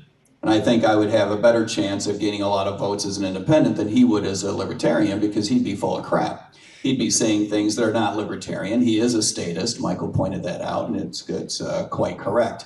But I do believe that people are ready for a clear, clean, crisp libertarian message. And we can deliver that whether we're inside the Libertarian Party or whether we're outside the Libertarian Party. That's what matters. The campaign that I'm putting together is already built professionally with a lot of credibility, and I think that we could run it as an independent if we had to. Thanks a lot. Thank you. Hornberger. Let me just simply say I incorporate everything by reference that everybody said on this stage. This would be an absolute disaster. I think it would spell the demise of the Libertarian Party. We are not a rent-a-party. I mean, the only reason he would be seeking our nomination is because we got ballot access, not because he believes in our principles. He would be renting our party, and we would be the laughing stock of the American people. Because we'd be, let's say he got 20%, we'd be there saying, hey, we got 20% in the presidential race. We got ballot access, and we got membership. Who cares? This guy is your welfare warfare status in its purest form. The Second Amendment, gun rights, are the linchpin of a free society. You can't have a free society with the right to without the right to keep and bear arms. And this guy is the gun grabber of all gun grabbers. He tried to make it look at Freedom Fest when he was speaking like he was orienting toward libertarianism, that he sympathizes with gun rights. And then he turns around and says he'll sign the first assault weapons ban that Congress presents to him. This would be an absolute disaster. This is a guy that has praised communist Cuba for its healthcare policies, which pretty much mimic our own with Medicare and Medicaid. And he's also praised communist China for its public works foreign policy. And we're going to be running this guy as our nominee? I don't think so. To echo these guys, there is no possibility I would ever endorse this guy as a nominee of this party. Thank you. Mapstead, did you have a sufficient answer earlier, or would you like to? No, yeah, I'm going to double dip a little bit. Yeah, that was the easy answer. Look, you know, I didn't spend $25,000 of my own money to get major party status in Maine to hand it over to RFK, right? I got major party status in Maine because I want to win an electoral vote on election night and put us on the map. I want to send the middle finger to the duopoly this election season, and we can do that by winning this electoral vote. Imagine going across the map and California is blue and Texas is red and Florida is red and New York is blue. And what the hell is this gold crap doing on the map? And by focusing on Maine or Nebraska, which are the two easy states to win, we only have to get 240,000 votes. We can light a fire and we can get media excited and we can get 30 to 40 to $50 million worth of free advertising by focusing small first and growing nationally. And this is going to give cover to all the candidates. There's 50 people running in North Carolina. That is amazing. You guys are awesome. And I want to give you guys the ability to say we can win by winning an electoral vote on election night. And that will give cover for the next 4 years, even after my campaign is over. That's when I want to leave for the Libertarian Party. Thank you. Thank you. All right, let's get spicier. So let's go with Chase. Chase, you've spoken on the topic of transitioning children, and you have said that it's between the child and the parents and the doctor. I'm curious, for you personally, if you had a child, would that be up for debate? How would that look for you as a father? Yeah, so I've actually talked to parents of trans kids and trans people all over the country with regards to this issue. And really, it's one about medical autonomy. If I had a child, I would want to make sure that I could go to the doctor that I want to choose and the mental health professionals that I want to choose, and not have the government regulate how I treat gender dysphoria in my child. Now, if you look at the number of people out there, there's 75 million young people. 300,000 have displayed some sort of gender dysphoria under the age of 18. Of that 300,000, only 4,000 have gotten any kind of medical intervention. That tells me that 296,000 are doing social transitioning, allowing their kid to wear different clothes, have different name, cut their hair the way they want to, and have their ability to express themselves as they want to. And free expression is a part of liberty. And so if I were a parent and I had a child who's suffering from gender dysphoria, I would want to make sure that it's me, our doctor, and our mental health professionals that are making the decisions, and not the state government or the federal government. And I think that's perfectly in line with the libertarian position, however you feel about the position. And I do think that, this is something that parents can make that determination, doctors can. But to have a bureaucrat on some board and some, sitting in some department of whatever, that's not liberty. And so I would support the idea of, me as a parent and as parents out there being able to make determinations for their own kids. And I think that's really in line with the libertarian policy there. And I do believe that, for most kids, that just means changing their hair, changing the clothes they wear, or maybe the name they call themselves. And that's just fine by me. Is there any, just a little bit of pushback there, is there any age level that surgical transition you think would be considered? I believe surgery should be for adults. I do. I've always had that position. Because surgery is irreversible, it's unchangeable. And I believe that should be held to the realm of those who are adults. But I also believe there are younger trans people who deserve the right to be able to socially transition or use other therapies that can help them in their transition. And then once they become an adult, if they choose for themselves to have surgery, they're an adult making a choice for themselves. It's their body, not mine. It's certainly not the government's. Okay, thank you.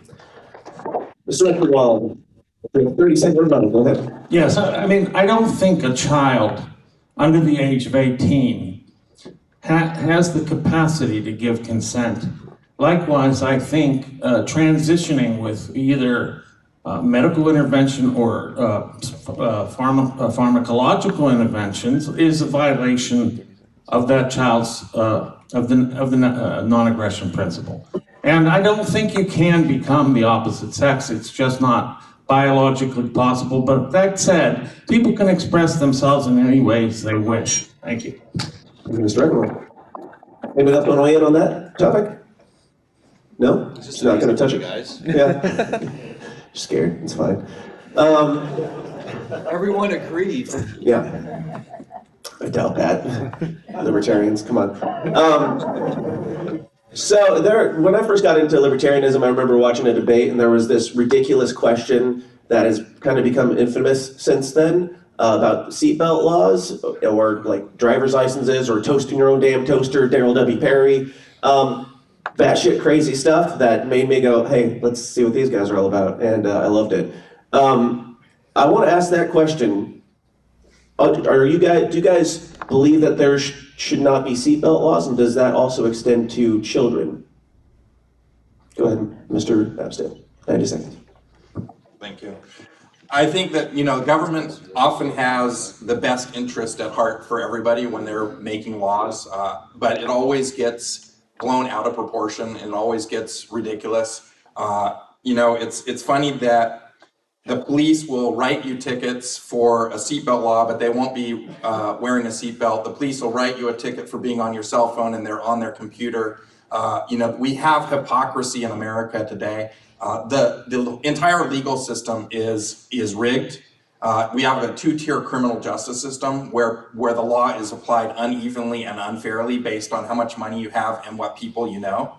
And so my whole criminal justice reform policy piece is to level the playing field and make things fair and equal for people so there isn't this multi-tier of justice. And so that is kind of, it doesn't exactly talk to your point about seatbelts, but that all laws are fungible and all laws are applied unfairly. And I'd like to see us change that before deciding whether or not we need to have these laws. Thank you. Thank you. Mr. Rectenwald. Yeah, I mean, I don't think the government always has our best interests at heart. Let's be real. The state is, as I've said, a parasite. And so it is not, what it does is it uses issues and concerns that people have in order to impose its own control over us. So it takes any kind of situation and it says, look, we need to protect people from themselves. And then they use that as leverage to get control over people. This is how they operate. That's how the state functions. It is about increasing its power over people. And it uses whatever alibis it can possibly get to do so. So I believe in rolling back the state entirely and not to have anything like a state, nothing like a state. Self-governance is what we need to aim for, self-governance. The government's over ourselves, over our own bodies, over our own intake of whatever we want to intake.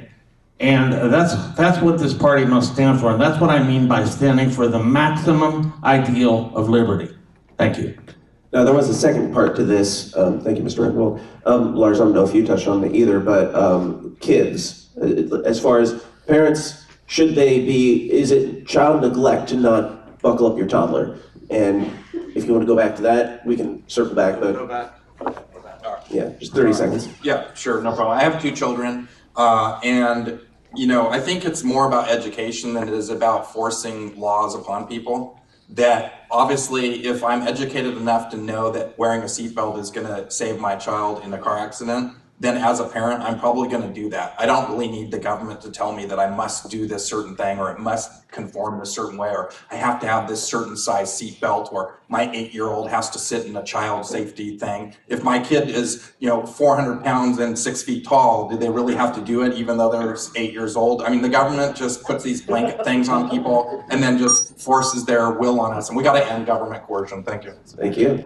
Rectenwald, 30 seconds. Yes, I believe parents are the people who should determine whether a child is in a seatbelt or not. Here's a funny story. One time when I lived in outside of DC in Bethesda, and I was working for a company called Metro Traffic Control. They were a traffic reporting network. And I was driving on a Sunday and I and I got pulled over because my kid was running around outside on the back seat. And the cop pulls me over and here I am driving on a suspended license, okay? So I had to actually, say, no, officer, look, he'll get him right back in the seat. You know how we've all done. They have no business intervening in these things. Thank you. Chase, go ahead. So this is an example of when I said, I don't think the government has to do something for it to be a good idea. The government doesn't have to mandate those good ideas. We all choose to wear seatbelts or don't. If you don't want to wear a seatbelt, that's on you, man. If you fly through the windshield, that's on you. I'm not going to pay for your injuries. So I think ultimately this is about self-government, right? We don't need, and honestly, seatbelt laws are an excuse a lot of times for you to get pulled over and then, I smell something in the car. And then they search the car and then there we go and you're at liberty. Now you're in jail. So it is an easy excuse to be able to pull somebody over with a road pirate to do that. So I'm one who says, let's reduce that instance. But also with regards to kids, you're right. It's an important thing. But I also think this is a thing culturally that we can talk about.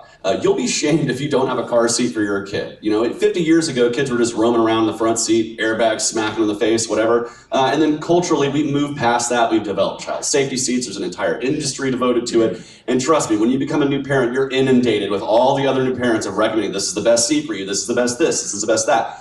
Those are the people who can help you determine what is the best safety feature for your kid, not necessarily a state mandated function, because of course the state screws things up all the time. I would trust my neighbors who also have kids to help me inform me about what would be best for my child in terms of safety. And again, good ideas don't require force, and we don't have to have the government make those decisions for us. Thank you. Thank you. Come back. Thanks very much. Of course, seatbelt laws are dopey, but that's not really what this is about. What this is about is recognizing that a government that has the authority, that takes to itself the authority, the government that we allow the authority to make rules for us about wearing a seatbelt or about wearing a helmet when you're riding a motorcycle, that's a government that's going to go not only an inch too far, but a mile too far. Now you've started on the road of allowing government to make decisions for you. That is going to turn into a government that's going to make a decision for you about whether or not you should be vaccinated. That's a government that's going to look into whether vaccines are a good idea. That's a government that's going to look into how those vaccines are distributed, how they're developed, and what information you're allowed to know about them. That's a government that's going to lie to you, because that's a government that's going to use it as an excuse to spread its own authority. That's a government that doesn't want to be face down, a government that doesn't want to be embarrassed, a government that doesn't want to be forthcoming, a government that's going to send money abroad to develop another vaccine at some point in the future, a government that's going to spend money abroad to develop another virus in the future. We need to fight these battles at the low level so that they don't turn into something egregious in the long run. So it's not really about seatbelts. It's really about something much bigger. Thank you. Mr. Hornberger. I take a different perspective than my honorable opponents here. You know, and when I first discovered libertarianism, I went to the Foundation for Economic Education seminar in New York. And I asked that question. You know how when you discover libertarianism, you hit different issues that are like stumbling blocks. And I asked the seminar director, what about seatbelt laws? And he didn't hesitate. He says, on my highway and my street, you would not have to wear seatbelts. And the light bulb went off in my head, is that this is really a private property situation. That we need to raise people's vision in this country to the notion that we don't need government-owned highways and roads and streets, that all these should be privatized. And then the private owner decides how these are going to be run. They want seatbelts, fine. Somebody doesn't like it, they don't have to use that particular highway. But it's always the owner of the private property that sets the rules. So I decided long ago, I'm not going to get in the business of telling the state how to run its business. Public schools, I don't get embroiled in whether there should be a Pledge of Allegiance or uniforms or lockers this or whatever. I don't tell the state how to run its business. Instead, what I do is try to raise people's vision to what freedom is. Freedom is getting the government out of the school system, out of education, and getting government out of the street and highway system, and let private owners decide the use of these vehicles. Thank you very much. Clap it up, people. It's okay. All right. Mr. Jermott, how are you, sir? Good. Good. That's not your question. You were a cop for Broward County, and sorry, I'm losing my voice already. It's been a long weekend. You were a cop for Broward County during COVID, at which point it is my understanding that they had a 62-page document on COVID restrictions on what you needed to do to be a good cop. How many of those things were you derelict in? Is that true, by the way? I believe so. I believe you, but I never saw such a thing, and I sure as hell wouldn't have read it. So with the COVID restrictions, like how much of it did you push against? How much of it did you enforce? And how does that affect you? Sure. Our officers pushed back against the whole kit and caboodle, just FYI. I was a cop on the road in Broward County for 11 and a half years. Being a police officer is about protecting your safety. It's about protecting your rights from others. And as Dan implies quite correctly, a police officer's job is also to protect your civil liberties from the state itself, because one of the things you learn as a cop on the road, especially if you're a registered libertarian, by the way, is that you're the last defense of the Constitution. So you better take your job pretty seriously. It's really definitionally the difference between being in good police work and being in bad police work. We gave a lot of pushback. There were times when we were asked to distribute information, and we did that. I don't think that included the 62-page brochure. That sounds a little heavy for my car. But there were plenty of times when we would have to go out and inform people, and this happened all the time. You 12 people at the swimming pool, the governor wants you to know that you're not allowed to have more than 10 people gathered in one place at one time. And people would say, oh, crap, that means we got to pack up and go home? No, let me be more clear about this. The governor wants you to know that he doesn't want more than 10 people together in one place at one time. My job is now done. You see that ugly ass car in the parking lot? I'm gonna get back in it and drive to the next swimming pool, okay? What you do is on you. I'm sure that 62-page brochure had a lot of good stuff, and I'm sorry if I missed something useful, but I doubt it. Thank you. Now, was there anything that you did anything that you enforced that you would regret having enforced now? Any mask mandates, anything like that? No, we didn't enforce any mask mandate or vaccine mandates or anything like that. We had a few confrontations with our leadership that I did regret at the moment. I gave my boss a real hard time at the moment. In retrospect, I don't regret it, but at the time I felt pretty bad. We embarrassed our chief once when we made her come out and explain to people that they needed to shut down their party because we weren't going to do it. And eventually she got back in her car and went home too. So that worked out well. At the moment, I was a little embarrassed for her, but in retrospect, it's all good. All right, thank you. Rectenwald. Oh, Rectenwald, go ahead, 30 seconds. Listen, this is tough. Mike Tremont is one of the most decent persons I know. He's become a close friend on this campaign trail. I love the guy. But here's how the state works. It tries to enroll people into its structures. It enlists them to become state agents. And then they end up imposing state mandates and state desiderata. We can't do that. We can't be a people that goes around telling people that their liberties should be constrained in such ways. That isn't our function. We must never become state agents. Thank you. Thank you, Mr. Rectenwald. Anybody else want to add? Chase? Just to speak on that point, I would want to say there's probably a lot of veterans here in the audience today. They were state agents as well, and they were woken up to the fact about it. And I welcome veterans in the Libertarian Party. I welcome Mike in the Libertarian Party as an ex-police officer. Okay. So I've had the pleasure of traveling to different states with all these gentlemen. And one of the things that I was going to say is that each of these debates that we have, I take one little thing from each guy. They teach me about liberty every single week that we go on these events. And I want to say that Mike is a principled libertarian, and that the fact that he was a police officer does not bother me 1 inch at all. Thank you. Thank you. Yes? Let me weigh in on this. You know, I mean, if we limit government to its legitimate functions, which I believe we should do, that is the role of the police is to arrest, and the role of the district attorney is to prosecute people who are committing murder, rape, stealing, burglary, the initiation of force against other people. So I think the role of a police officer is a very honorable one. I don't see if there's any question about it. The problem is that when they saddle police with things like the drug war or pornography laws, that's where the problem comes in, but not with the police officer. Thank you, Mr. Hornberger. All right, moving on. A lot of you guys yesterday, when I asked you what the #1 issue is, a lot of you mentioned immigration.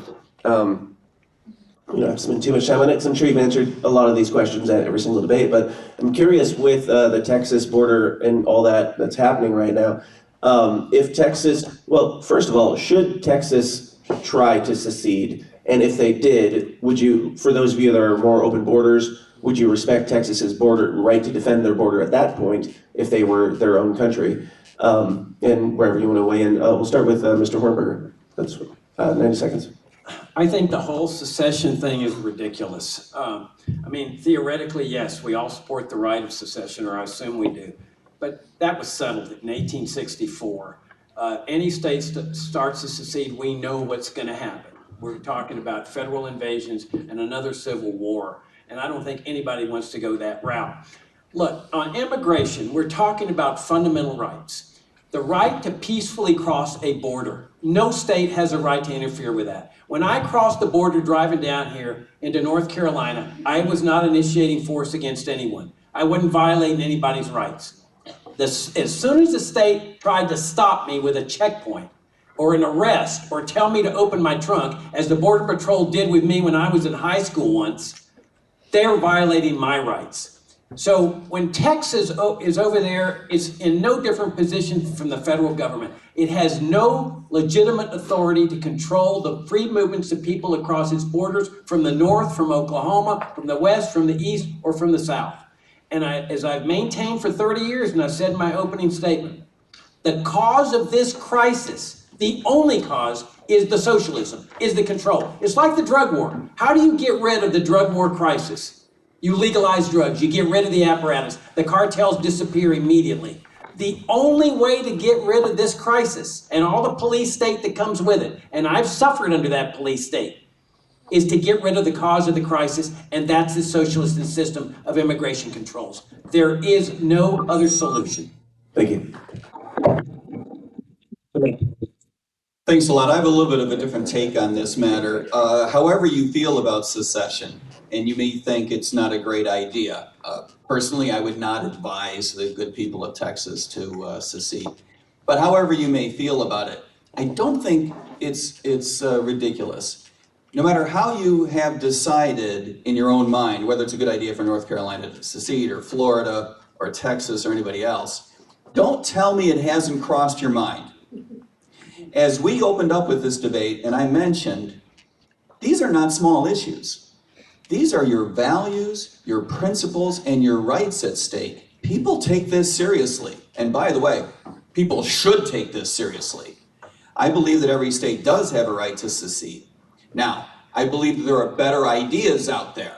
Personally, the flagship of my Gold New Deal is to give states the right to unilaterally nullify federal supremacy in state court, okay? It's a 10th Amendment related idea. Alternatively, we could reenact the 10th Amendment and say this time we mean it, but I'm not sure that would work. I do believe that, by the way, remember, do I still have 10 more seconds? Remember, 15. that Texas is one of only a couple of states that during the Civil War said there was a second reason, it wasn't just about slavery, that they wanted to secede, and that was the federal government's inability to make good on its promise to protect the border. Texas has a long history of taking this very seriously. We do need a more pro-immigration, a more pro-immigrant policy, but Texas has better options. So to start with the beginning of the question, do I believe Texas has the right to secede? I believe the people of Texas has the right to secede, not the state of Texas, because as we know, states don't have rights, people have rights. And I would advise them against doing so, not just because I selfishly love the state of Texas and love traveling through it and love the people of Texas and would like them to stay here in the US, but because I think, ultimately secession is not like a guarantor of liberty. So Joe Biden's no longer your president, Texas secedes now, Greg Abbott is your president, you have Democrats and Republicans in the state house. Aren't you so much more free today? That doesn't really necessarily, say that freedom's going to come to you just because you secede. So I think it's not the best strategy for freedom there.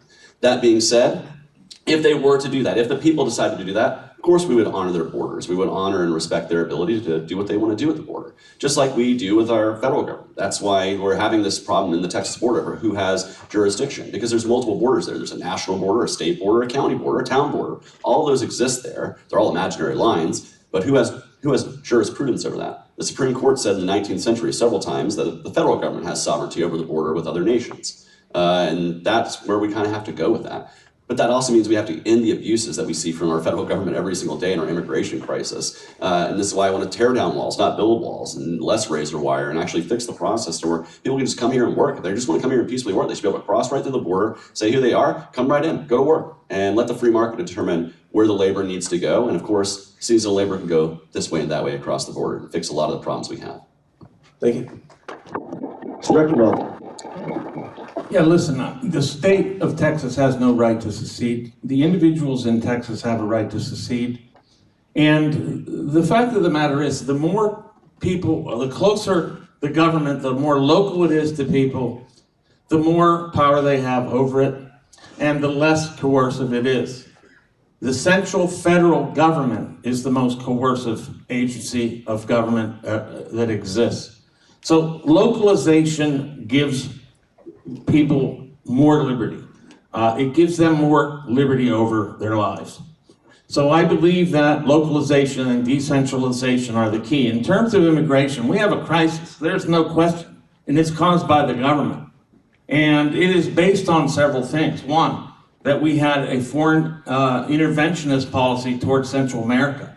Secondly, that we have had trade policies that block goods from traveling, and therefore people have nothing to do in their home states, home countries, and this is why they leave. And third, we're incentivizing it with social welfare.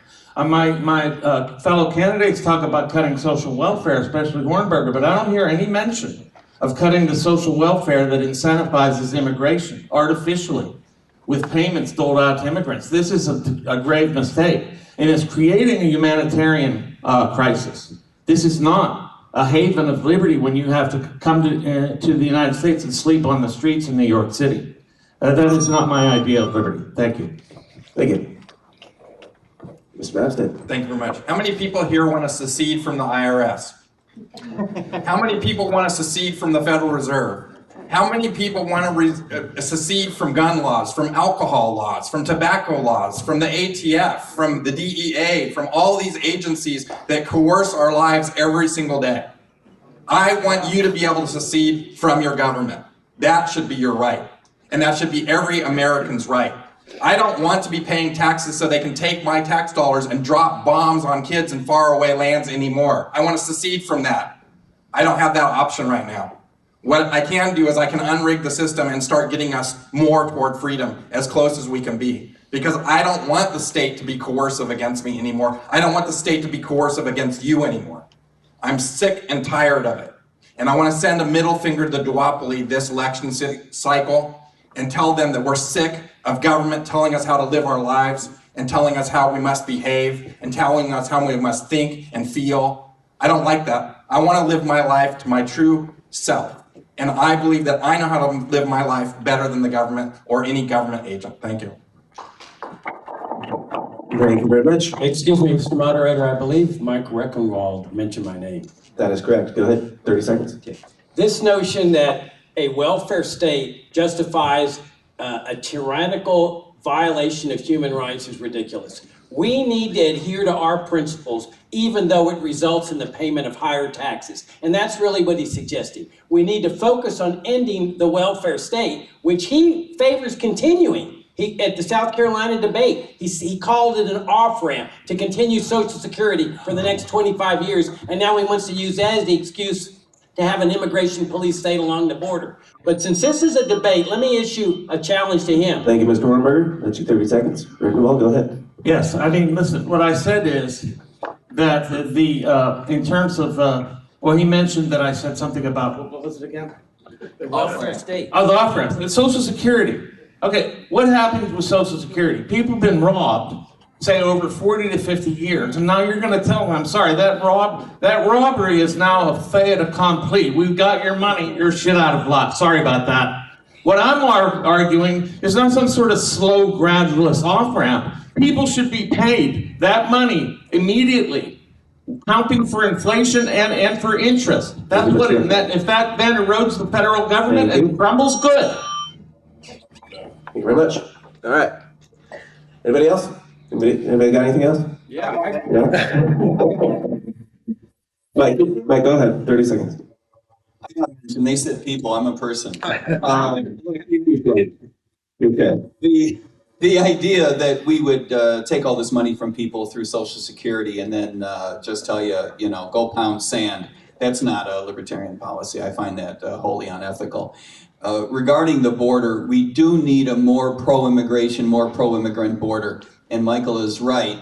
We need to end the humanitarian crisis there. That means getting people through vetted much more quickly so that we don't continue to create this incentive to come through illegally and then pick up that stupid check later on. Thank you very much. Mr. Oliver, go ahead. Jacob needs his 90 seconds. So I was going to say, he didn't get his 90 seconds to answer the original question. And I'll rebut to him all properly. Feel free. I just have a debate challenge to everybody here, including Rectenwald. Will you publicly, right now, at the very minimum, I'm not asking you to defend open borders. I know you're not there yet. Will you publicly, right now, call for a dismantling of Donald Trump's wall and a restoration of all the property that was stolen from people through eminent domain to build that wall? Listen, I think that there should be no eminent domain, and people's property that has been wrongfully confiscated should absolutely be returned. You'd mentioned privatization a while ago. I believe in total privatization. And that means the only walls or borders that would exist would be the borders around your property. And you would have the right to invite people into your property or not. So the question is not whether we have an open borders policy versus a closed border policy. The question is that whether we have a private property society in which we're actually inviting people in. Thank you.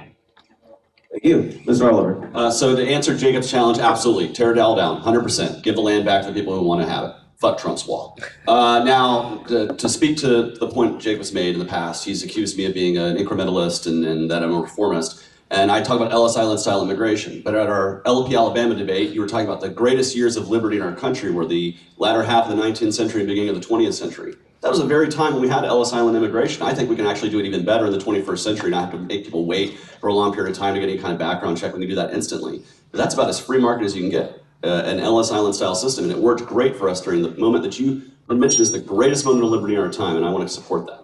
Chase mentioned me. My grandfather came in through Ellis Island. Let's pass it to Mr. Hornberger for one more 30 seconds on this, and then Lars, I'll give you a shot after that. The Ellis Island system was a system of tremendous abuse. It is a government control system. He wants inspection stations all along the border, all around the United States, that filters people, that comes with a police state. From the Treaty of Guadalupe Hidalgo up to the Franklin Roosevelt administration, there was totally open borders between Texas and the rest of the people along the border and Mexico. Total open borders, not even an Ellis Island system. People were free to cross back and forth. My hometown of Laredo, where I grew up, had been part of Mexico, been part of the Spanish Empire. It was perfectly natural, open borders. That government control system evolved into what we have today, and that's why I oppose it. Mr. Mapstead. Thank you. You're up. The wall is Trump's emperor's clothes. And somebody's going to stand up and point out that you can dig a tunnel under a wall, or you can put a ladder over a wall, or you can walk around a wall because they can't build it over the mountains, they can't build it through the rivers. It's silly. And somebody really needs to point that out. And I'm completely against eminent domain. It's a foothold to socialism, and it allows the state to steal your property. And I do not believe that the state should ever have a right to take your property at all, period. Thank you. Mr. Mapstead. All right. We're going to move on. At the beginning of this debate, you guys all said that you're not going to be president, which leaves us with Joe Biden and Donald Trump. This is where we're at, guys. Now, between those two, I want to know which one you think is less mentally fit to be president between the two of them. Good luck. Mr. Mapstead, we'll start with you. Sure, they're both completely mentally unfit to be president of the United States. I remember watching Ronald Reagan in his last years of presidency and thinking to myself, this guy isn't there. He's not running the show. And that's the same thing I see with Joe Biden right now.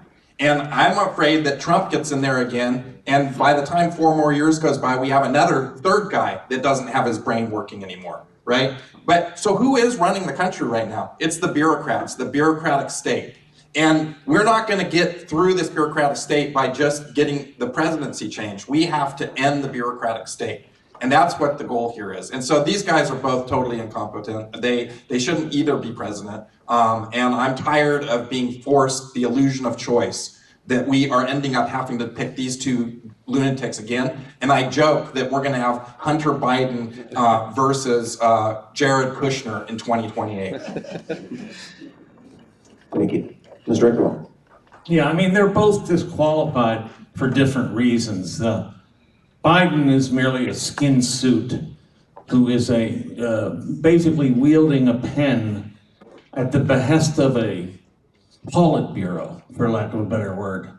This is a committee that's running the country, and he's absolutely has no efficacy or agency, I don't think, whatsoever. I don't think he knows what's going on. On the other hand, Donald Trump is a narcissistic everything that he does has to do with a certain personal animus against, he says he wants to dismantle the deep state, but really this is only the agencies that he didn't like that have come after him. So it's about political grievance, not principled stand. So neither have principles at all. And speaking of Trump, he wants to loan money to Ukraine, so-called, to continue that war. He wants to keep funding the war in Israel. So he is no different. This choice is such a false dichotomy. It's a false choice. That's not a choice that is really being given. The Uniparty has the same foreign policy, and effectively it matters very little which one of them is chosen by default, unfortunately. Thank you.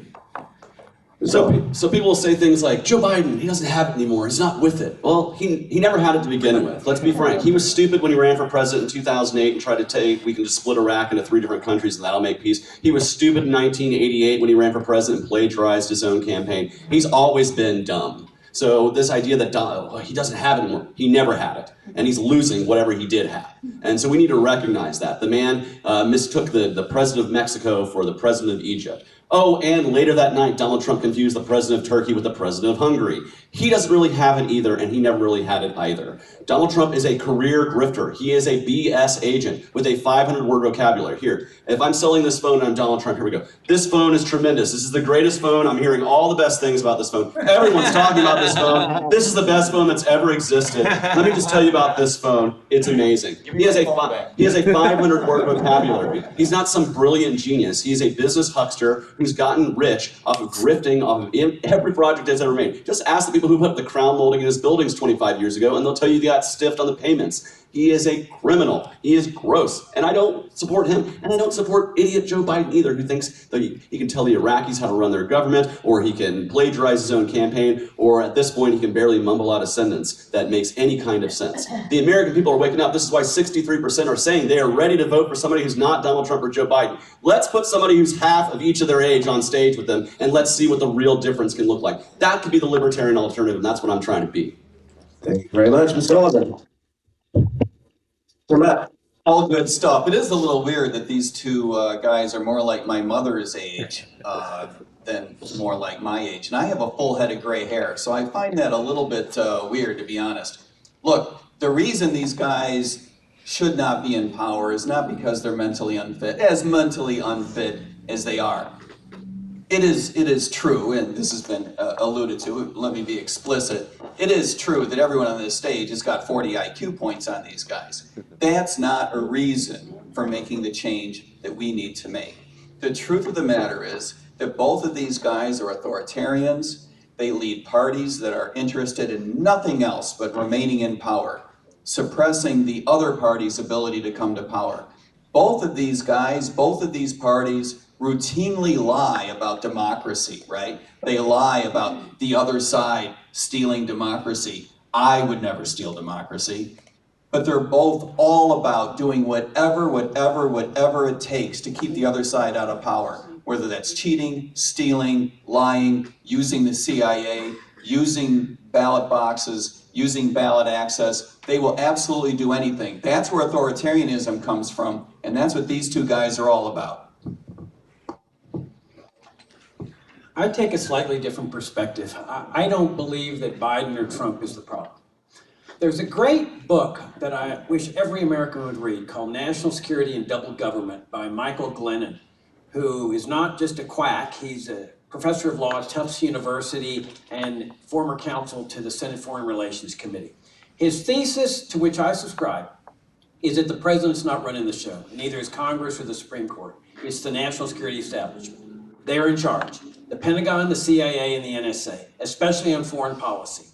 And as I have emphasized all over my campaign website, jacobforliberty.com, as I've emphasized for decades, including a book I wrote called The Evil of the National Security State, that's the worst mistake we ever made in the history of this country, was converting the federal government to a national security state. We need to restore a limited government republic.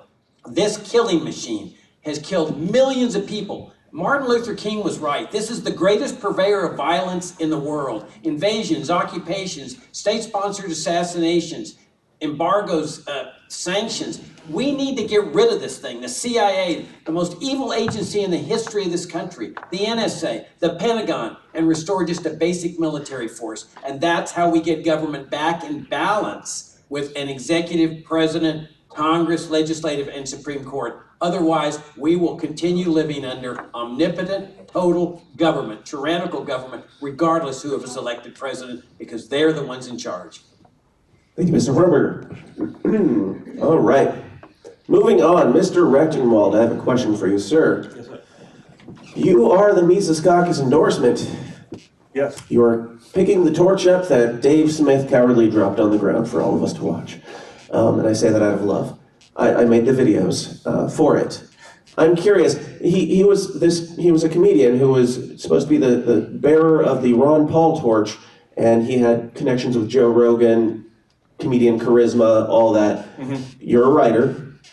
I understand a very good one from people who tell me that I can read. I cannot. With that, what do you think that you have the charisma or the, I guess, testicular fortitude, the connections, what have you, to lob the bomb that Dave Smith promised to lob after the takeover? Yes, let's listen. I know the disappointment that came with the Dave Smith decision not to run, and largely that was a family matter, and I respect that entirely. Listen, Ron Paul was not Mr. Charisma. Ron Paul was just a truth teller. He just told the truth, and that rallied people. It wasn't necessary for Ron Paul to be some polished, utterly, charismatic figure. That's not what drew people to the movement. It was the message that he gave. And the same goes for the message now. In fact, I think I'll be more radical than Ron Paul. And I think that I have the passion, and I've displayed it on many occasions. They started this narrative about me early on, like, well, he's like Sleepy Joe or some sort of no charisma. This was just purely Trumpian tactics meant to sort of give people the impression that that was true based on what? And I didn't see the charisma that was being put in contrast with it either. So I don't think charisma is really a problem. And I think the real issue is not so much the personal magnetism of the person, but the facts and the truth that they're telling about what's happening. And that's what's necessary, and I can do that. Thank you. Thank you. Ms. Oliver, 30 seconds. Just to mention you're the Mises Caucus candidate.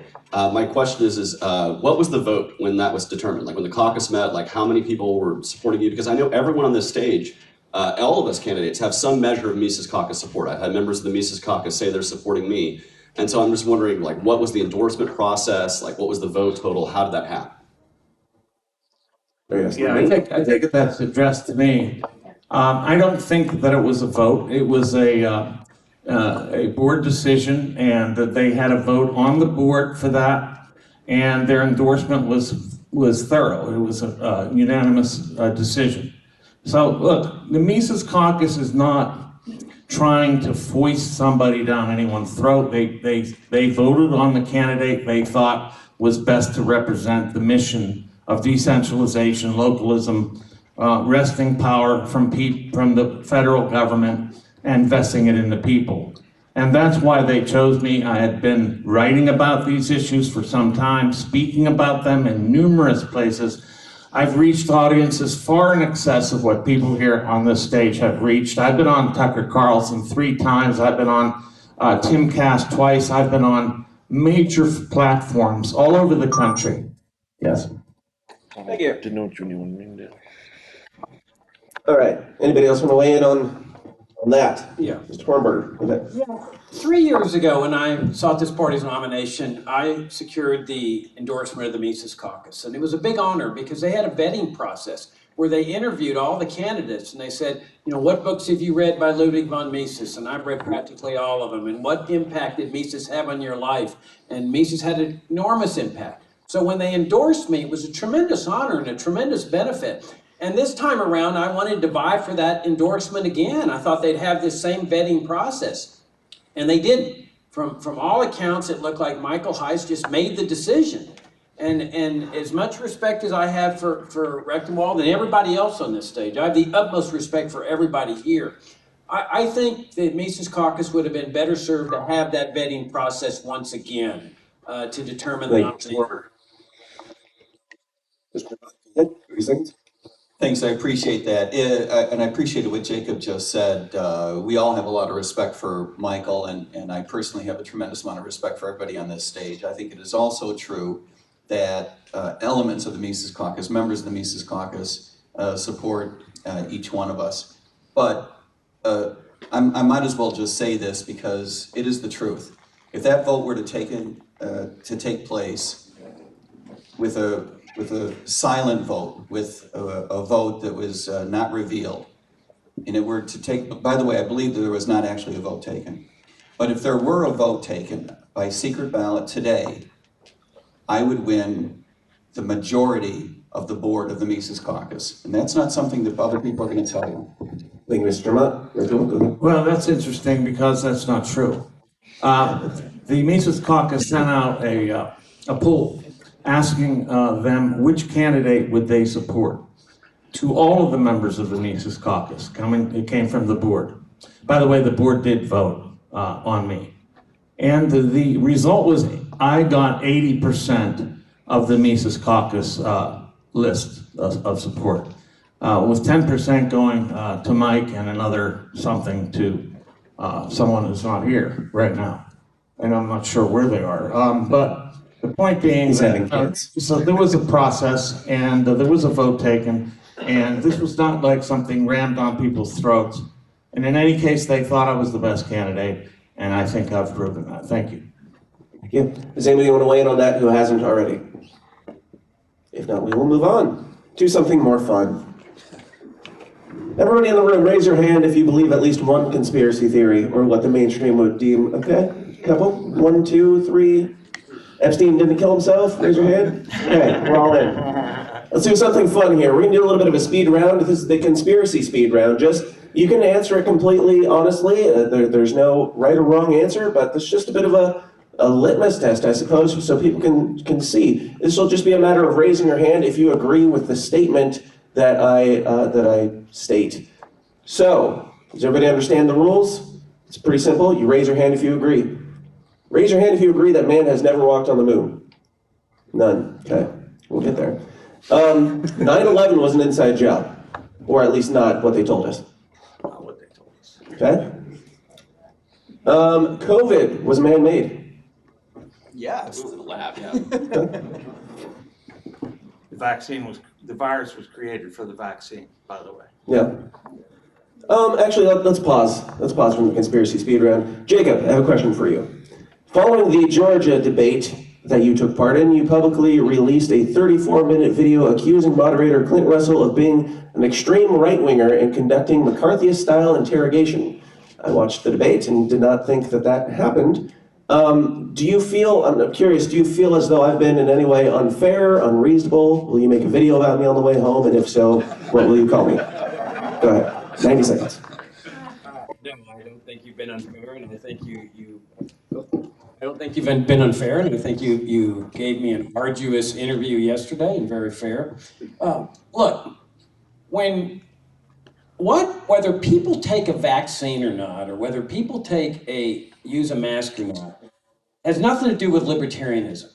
And to accuse 270 million people who took vaccines of being dumb dupes of the state is about the worst political move you could ever do. I mean, we're 0% in the polls, and we're now telling 270 million people that they were dumb to take the vaccine. That is not good politics, and it's not good libertarianism. Libertarianism is the right to choose. Okay, you make your choice on whether to take a vaccine or not, whether to use a mask or not, to whether to stand 10 feet behind or not. And then businesses have a right to set their own conditions. And people have a right to set their conditions in their homes. But if we as a party start condemning people for the private choices they make, you can guarantee we're going to stay at that 0%. Our job as libertarians is to call for the free society. And that is, you have a right to make these decisions on your own. And we don't want to be getting in the business of alienating 270 million voters. I guarantee you, none of which are going to vote for this party if they think that we're calling them dumb dupes of the state for having taken the vaccine. Now, a little bit of pushback on that. So you said that he was McCarthyist and he was an extreme right winger. Can you justify any of those statements? Because I watched it and it seemed like he gave you the option to answer or not answer whether or not you were vaccinated, and you took offense to that. Oh, no. He never got to me. He got to Mike Tremont, and Mike Tremont shut him down. Because what he was doing was The Toad actually asked that question. Now, hang on a second. Let me answer your question. Okay? He was going to each candidate on this stage and asking them, did you take the vaccine? It was an inquisition. And it was But this. that didn't happen. Hang on a second. Let me finish. It was when he got to Mike Tremont, and Mike Tremont engaged in an act of sheer heroism. I will always admire this man for what he did, because he did what Joe Welch did to Joe McCarthy. He looked back at Clint Russell and said, it's none of your business whether I took the vaccine. And it wasn't any of his business. That's not how it happened. You had it on video. The internet will decide. So with that,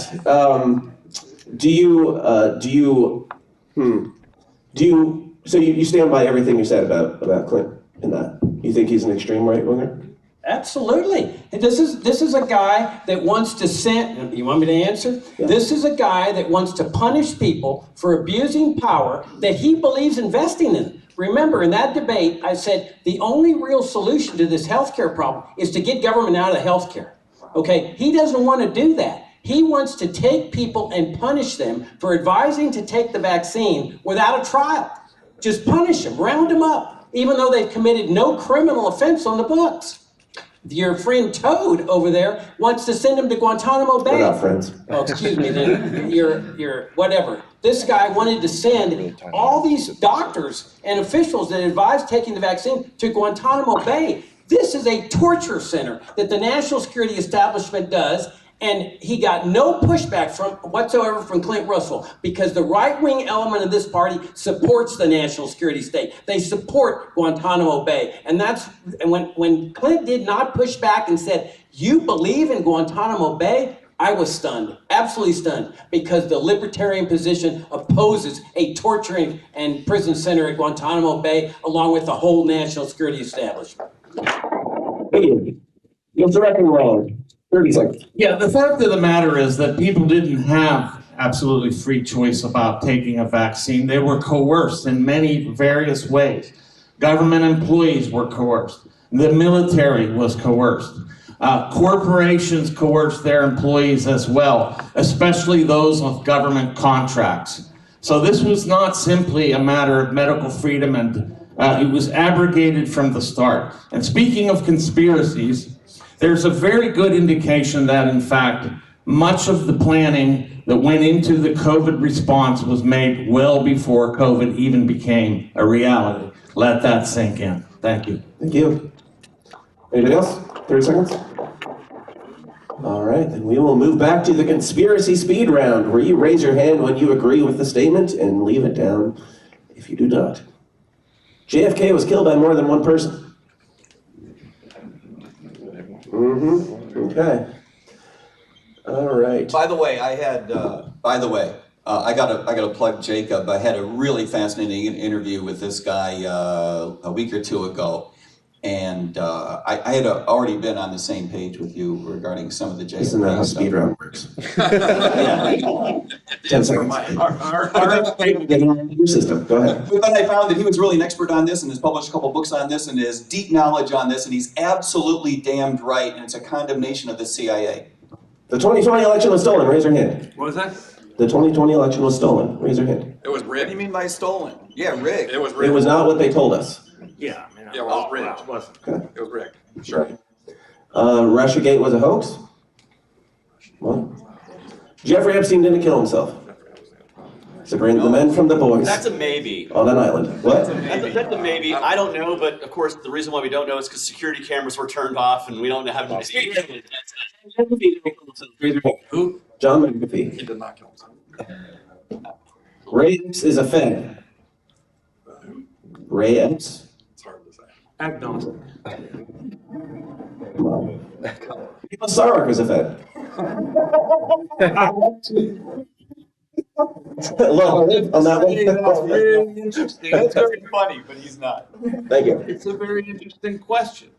All right. That's We disagree on a lot of stuff, but he's not a Fed. you. Never mind. Does the CIA have an infiltration of the LP? Does it? You asked the question. The Fed would recognize. Let's sing together. Sweet Caroline. Thank you. Let's bring it back around. Good job, white folk. Now, when I first discovered the Libertarian Party leading up to the 2016 election, there was one question, in addition to seatbelt laws, that stuck out to me, and I want to ask it here because I think it's an important one, and I think it's something that separates us from the other parties, and that was, if not you, on this stage, who would you vote for if you were not a candidate? Go ahead, 30 seconds, Lars. Spike Cohen. On this stage.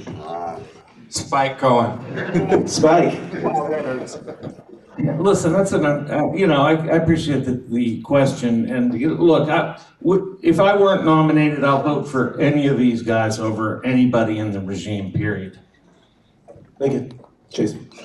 Yeah, so the first person you want to vet for a running mate is the other people who are running for president. So I'm currently looking into all of them, haven't made a determination of who I think is the best, but there's strengths to speak to each and every one of them. And so, again, I would share with Michael Rectenwald's point that we're going to vote for the Libertarian in November. We just don't know which one of it is, and I'm happy to vote for any of them.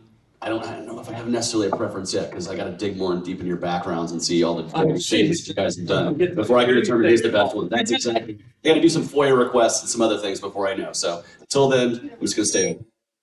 I mean, none of you said Ray Epps was a Fed, so I don't trust any of you at this point. But Mike Tremont, go ahead. Yeah, I would vote for Ray Epps. I could vote for any of these guys, and that's the truth of the matter. I love the idea of voting for Jacob here because he is such a pain in the neck to the rest of us on this dais. To his credit, right, he's the one that is always claiming that we're reformists, which of course I think is complete and utter crap. None of us are reformists, but I love that he keeps pounding us about this issue to make sure that we're as principled as completely possible. And I just love the idea that if I can't be out there being a pain in the ass for Republicans and Democrats, that he could be a pain in the ass in a way that he's been to us, to them. Thank you. Hornberger.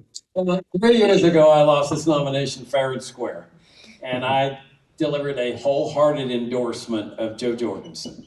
And I would do the same in this race, that if I lose it again, and I hope I don't, I will endorse whoever is the nominee of this party, unless it's somebody like Robert Kennedy Jr. or Ron DeSantis or any of that people. All right. Thank you all very much. Now, a couple more questions here. One in particular that I think is interesting because it could go multiple ways. Just so, as libertarians, we're all about the free markets and boycotting things that you disagree with. There's the culture war that's currently happening, and I know we all stand on different places within that spectrum. I'm curious, with the Bud Light boycott that just happened, it seemed like a successful boycott. Do you think that it was a net positive or a net negative in the culture war, the country, the society at large? We'll start at this end this time. Jacob, 90 seconds. Well, I think it demonstrates the power of a free society, that businesses make decisions, and then consumers have a right to boycott them. And this is the way a free society works. You don't need government to nudge people in the proper behavior. Regardless of what the choices are, a free market does that. So if a business decides to take a certain angle, consumers say, we're not going to buy your product. And that nudges the business into maybe altering its behavior, maybe not. But that's the way a free society works. And I think that's the type of thing we need to elevate to people and say, hey, this is what we're striving for as libertarians, where people make their own choices, but if people don't like those choices, they can exercise private decision-making to boycott or ostracize those decisions. Mr. Maat. Yeah, that's well said. Look, failure is an important part of free markets, right? The reason the free markets work so well in capital allocation and the creation of businesses is because a lot of businesses fail. That's part and parcel of how the system is supposed to work. That's the beauty and the efficiency of it. So in that sense, we needed to see some marketing attempts that didn't work so well. We needed to see some marketing failures. And as far as the culture war goes, yeah, it's terrific that someone, tried some messaging and got some pushback. But it's also important, your question implied, you said net positive, as though there was some loss. There was no loss. The fact that Budweiser lost a lot of capitalization, money didn't just evaporate, went to the other companies. The other companies took their market share. It's not like there was value destroyed in some net loss sense. So it's all good. Let people argue it out. Thank you. Mr. Oliver. So yeah, I would join your point that there's not really a net positive or net negative to free market activity. I think it's just it's a function of market activity. Now, the Bud Light boycott, I don't drink Bud Light anyways. I think it tastes like piss, so I don't drink it. But the truth is people can decide what beer they want to drink, but whether it's based on taste or branding, the way the bottle looks, who's holding the bottle in the commercial, or they can not drink it based on all of those factors. That's freedom, baby. And that's what we want to have in this country is free market economics. Now, do I think it's kind of ridiculous that Ron DeSantis was sending out fundraising meals like, show them Bud Light, people, we mean business? Well, that's government trying to glom on to these issues and trying to make hay out of it. I think that's kind of tacky personally. But no, I think Bud Light's going to do what they're going to do. And they're going to make money or lose money depending on the choices that they make. And their competitors will then make money or lose money based on the choices they make. And maybe we drink more beer next year. Maybe we drink less beer next year. Culture's changing. Who cares, honestly? I'm not going to try to get in the business of Bud Light. I'm busy running for president so I can dismantle the state. As far as boycotts and stuff like that, I participate in them when I agree with them. I don't participate in them and I don't agree with them. So, for instance, I eat Chick-fil-A a whole lot. A lot of gay guys don't, but I do because the food's good. And I really don't care about their politics. I care about if the chicken tastes good. Yeah. Thank you. We're closed on Sundays, too. Yeah, they were closed today, unfortunately. It's ridiculous. Rectenwald, go ahead. Yeah, so you invoked a couple issues here. One of them is the free market and boycotting, and certainly people can put their money where they will, and that's the market at play. But there's more going on here. The government, the federal government and state governments have put their fingers on the scale in these culture wars in funding certain types of behavior.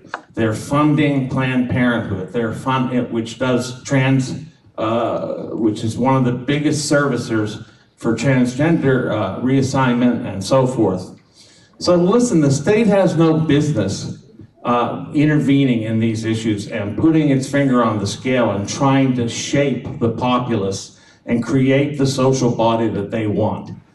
They have a very vested interest in doing that, and that's why we must fight their interest at all costs. And that means totally dismantling it.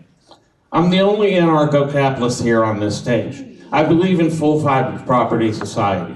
And that means completely self-governed population, a completely self-governed population. That's got to be our North Star. Anything short of that ideal, and we're selling ourselves short. We're not getting the full message of maximum liberty out to the people, and that's what we need to do. Thank you so much. Thank you. Mr. Mapstead. Thank you. During the Super Bowl, Joe Biden was talking about shrinkflation and how he was going to regulate companies for putting less stuff in their packaging, that it was unfair to Americans. Look, we don't need government to regulate that kind of stuff. People can choose with their own brain what they want to buy and what they don't want to buy. People are not victims, right? You get to choose with the power of the purse what you want to do. And so I am totally for people boycotting whatever they want to boycott. That is the free market. I'm against the government telling me what fork I can use, what straw I can use, whether I can buy this product or not, or they're going to force the corporations to behave a certain way. It's totally ridiculous. I'm for the free market 100% because I believe that is the best way to achieve economic freedom for the American people. And so I completely support the free markets. And the government being in here is just completely ridiculous. I don't need them being the nanny state on me in every second of every day. Thank you. Did anyone else find it a little ironic that Joe Biden would complain about other people not having enough stuff in their package? I think that's really Thank you. So, one more speed round, and then we're going to let you guys breathe and go about your days. Last speed round question is this, and this will really separate the men from the boys. Which one of you, raise your hand if you are going to smoke with me a joint in the parking lot after this? I consume cannabis. Nice. Speak on this. I'm a 37 years sober, so I won't be smoking any joints. Yeah. It was supposed to be a hand raise, but I guess we can argue about it this far. Fight over me. Even total freedom over drug use, and I don't think the party does any good by holding such a policy while at the same time shaming people that use drugs.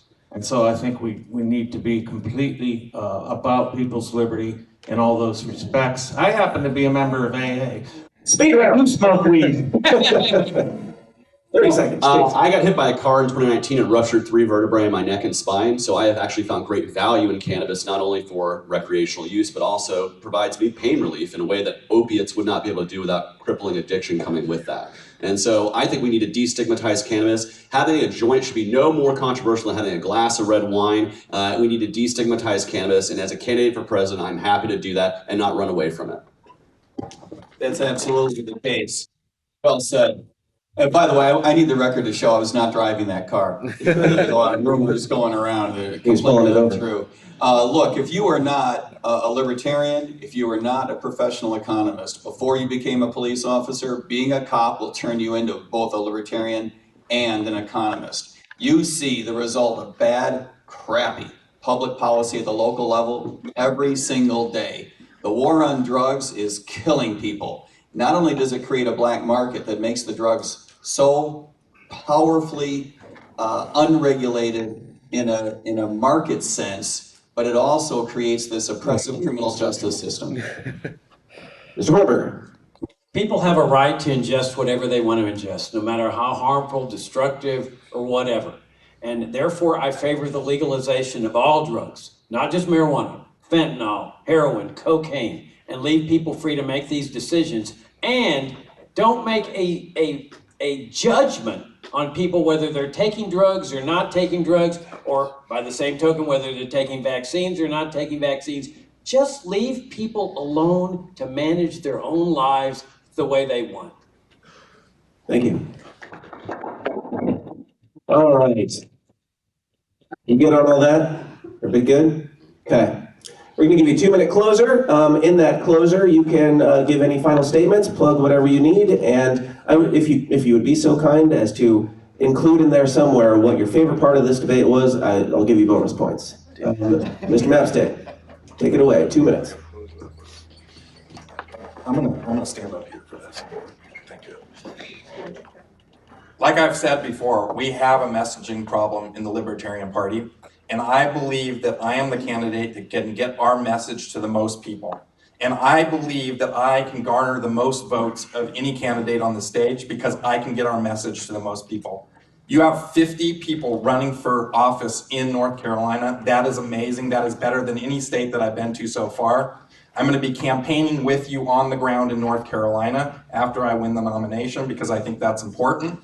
Winning the electoral vote in Maine or Nebraska is going to give you great cover and a great opportunity to talk about winning as a libertarian. And it's going to get media attention for the Libertarian Party like nothing has ever been before. We have to do something different because if we don't, on election night, we're going to get 1%, 2%, or 3%, and we're going to be a footnote again for another time. We have to think outside the box. We have to do something different. I have done many startups, and running a political presidential campaign is just like running a startup. I've built a professional team of people. I put $500,000 of my own money into this campaign so far, and I'm going to continue to put money into the campaign. The thing is $500,000 is nothing. We need $15 or $20 million to get our message out, and in order to do that, we have to achieve national attention on the national stage, on the national media stage. And I'm doing that currently by being in 9 national polls. None of the other candidates are in multiple polls like I am, Wall Street Journal, Fox News, on and on. So, and this was all part of my marketing ability. The reason that I'm in these polls is not by chance. It's because I guerrilla marketed my way into these people's brains and into their psyche. And so they are talking about me across the board. Again, like I said, we have a messaging problem. I want you to become a delegate for me and get our message out there. Go to lars24.com, become a delegate, donate, and volunteer for my campaign. Thank you very much. Thank you, Mr. Mapstead. Pushback there. What was your favorite part of the debate? Oh, I'm sorry. I think it was literally that I got one piece of information from each guy to let me spread the message a little bit better. Everyone has a little bit different way of talking, and I think that you can glean little pieces from each guy of how to spread our message to the American people. Thank you. Thank you. Mr. Rectenwald, 2 minutes. Go ahead. Yes, thank you. And thanks for being here. Here we are on Sunday morning fighting for liberty. That is incredible. So give yourself a round of applause.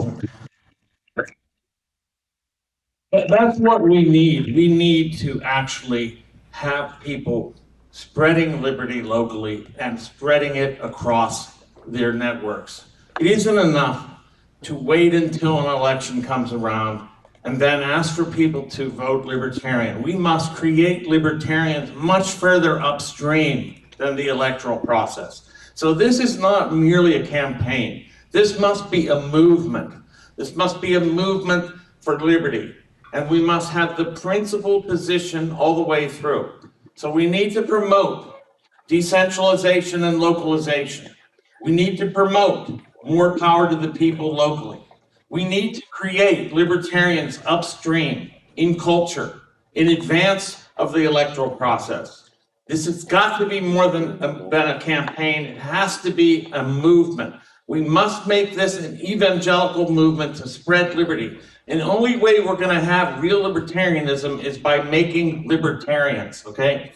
Now, Harry Brown ran in 1996 and 2000. He only got 1% of the vote. But after that run, the Libertarian Party grew members. It was, and these were not just temporary members. It actually, this was retained. There was retention of this membership and an increase in volume and donations. And he did not get the electoral success that, say, Gary Johnson got. Nevertheless, the party gained from it, and liberty was increased by virtue of it.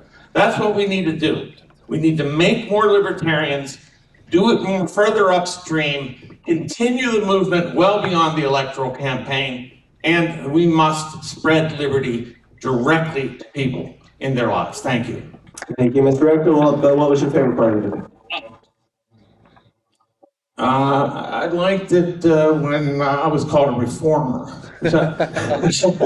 Because it's hilarious that I'm definitely the most radical libertarian on this stage. Now, what I mean by that is I totally want to get rid of the state. So you like when people call you a reformer? Yeah, because it's funny. Okay. Mr. Oliver, 2 minutes. Quick programming note, if I stand up, will you still be able to see us Yeah, on you're good. camera? Because I did a debate and we just shot our navel the She just requested that I have you stand up, so please do. So I want to say thank you to North Carolina Libertarians for coming out and doing the business of this party. It's what I say at every state convention. I say to everyone, thank you for coming out and doing the business of our party. It is required, it is needed for this party to grow and function.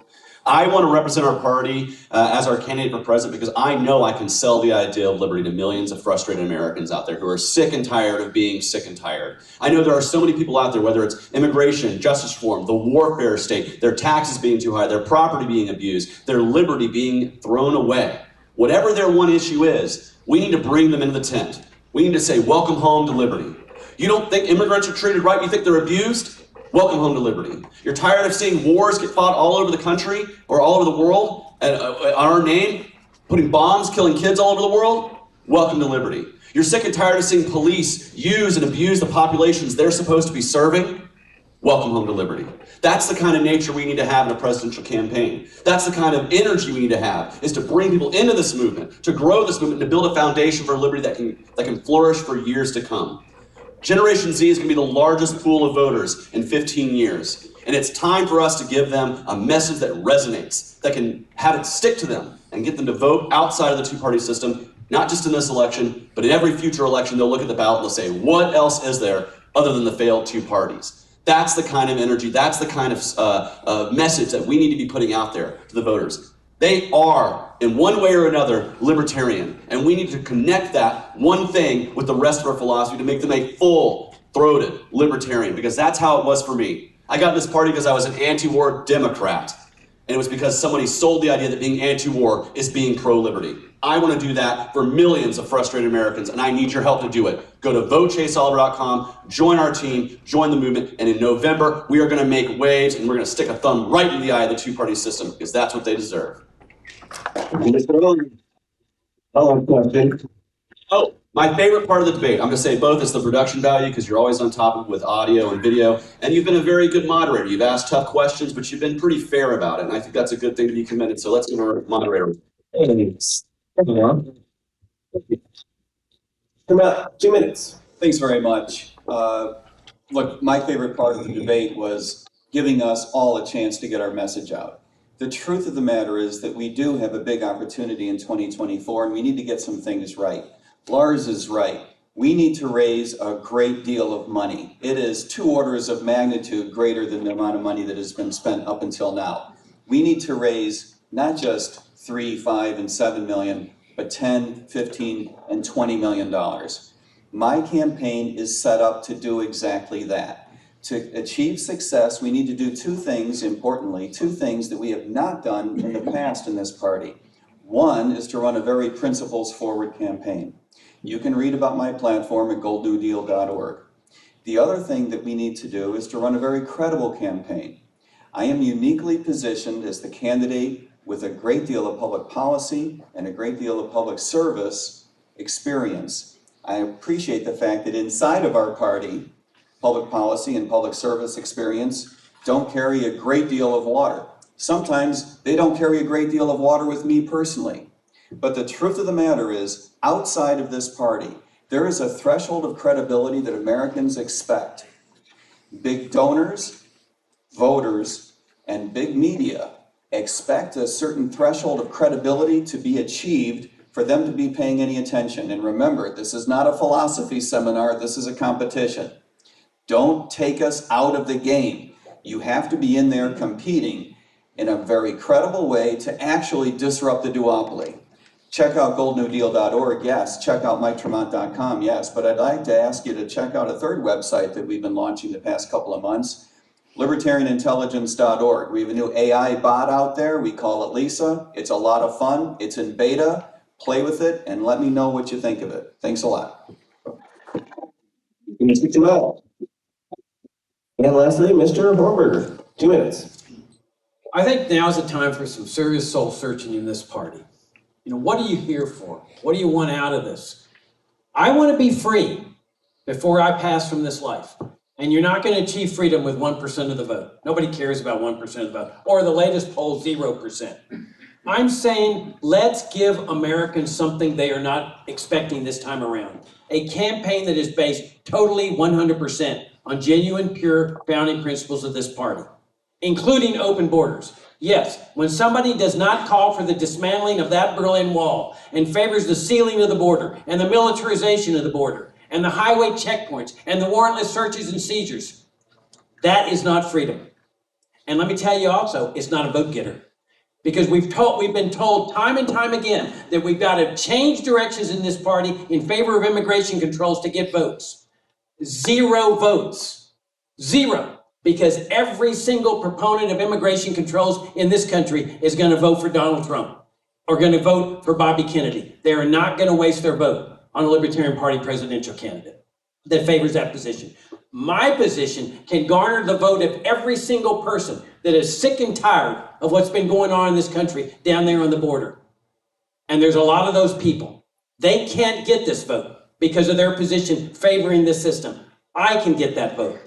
Secondly, all of those, if you weren't with us in Wilmington 3 years ago, I would encourage you to talk to the people that were there with us in Wilmington. When we went back into the poorest black neighborhoods of this state and talked about libertarianism. We have never gotten a more positive, enthusiastic response to this message of pure liberty that we got in those neighborhoods. And I guarantee you, you're not going to get that response from the upper middle class Republican neighborhoods of Charlotte, Winston-Salem, Raleigh-Durham, or anywhere else. I say let's lead America and let's lead the world to the highest reaches of freedom that mankind has ever seen. And let's do it as libertarians with our genuine principles. Thank you very much. Mr. Hornberger. And Mr. Hornberger, one follow-up question. What's your favorite part of the debate? Well, I have to say, it's when my friend Mike Tremont commended me on my work on the JFK assassination, because I'm very proud of that work, and it's a big honor to have him say those nice things. So thank you, Mike. You bet. Thank you guys so much. Please bow down, ask them all the questions that you want to, and give them all the credit. Thank you guys so much for being here and for representing these people. Y'all have a great one.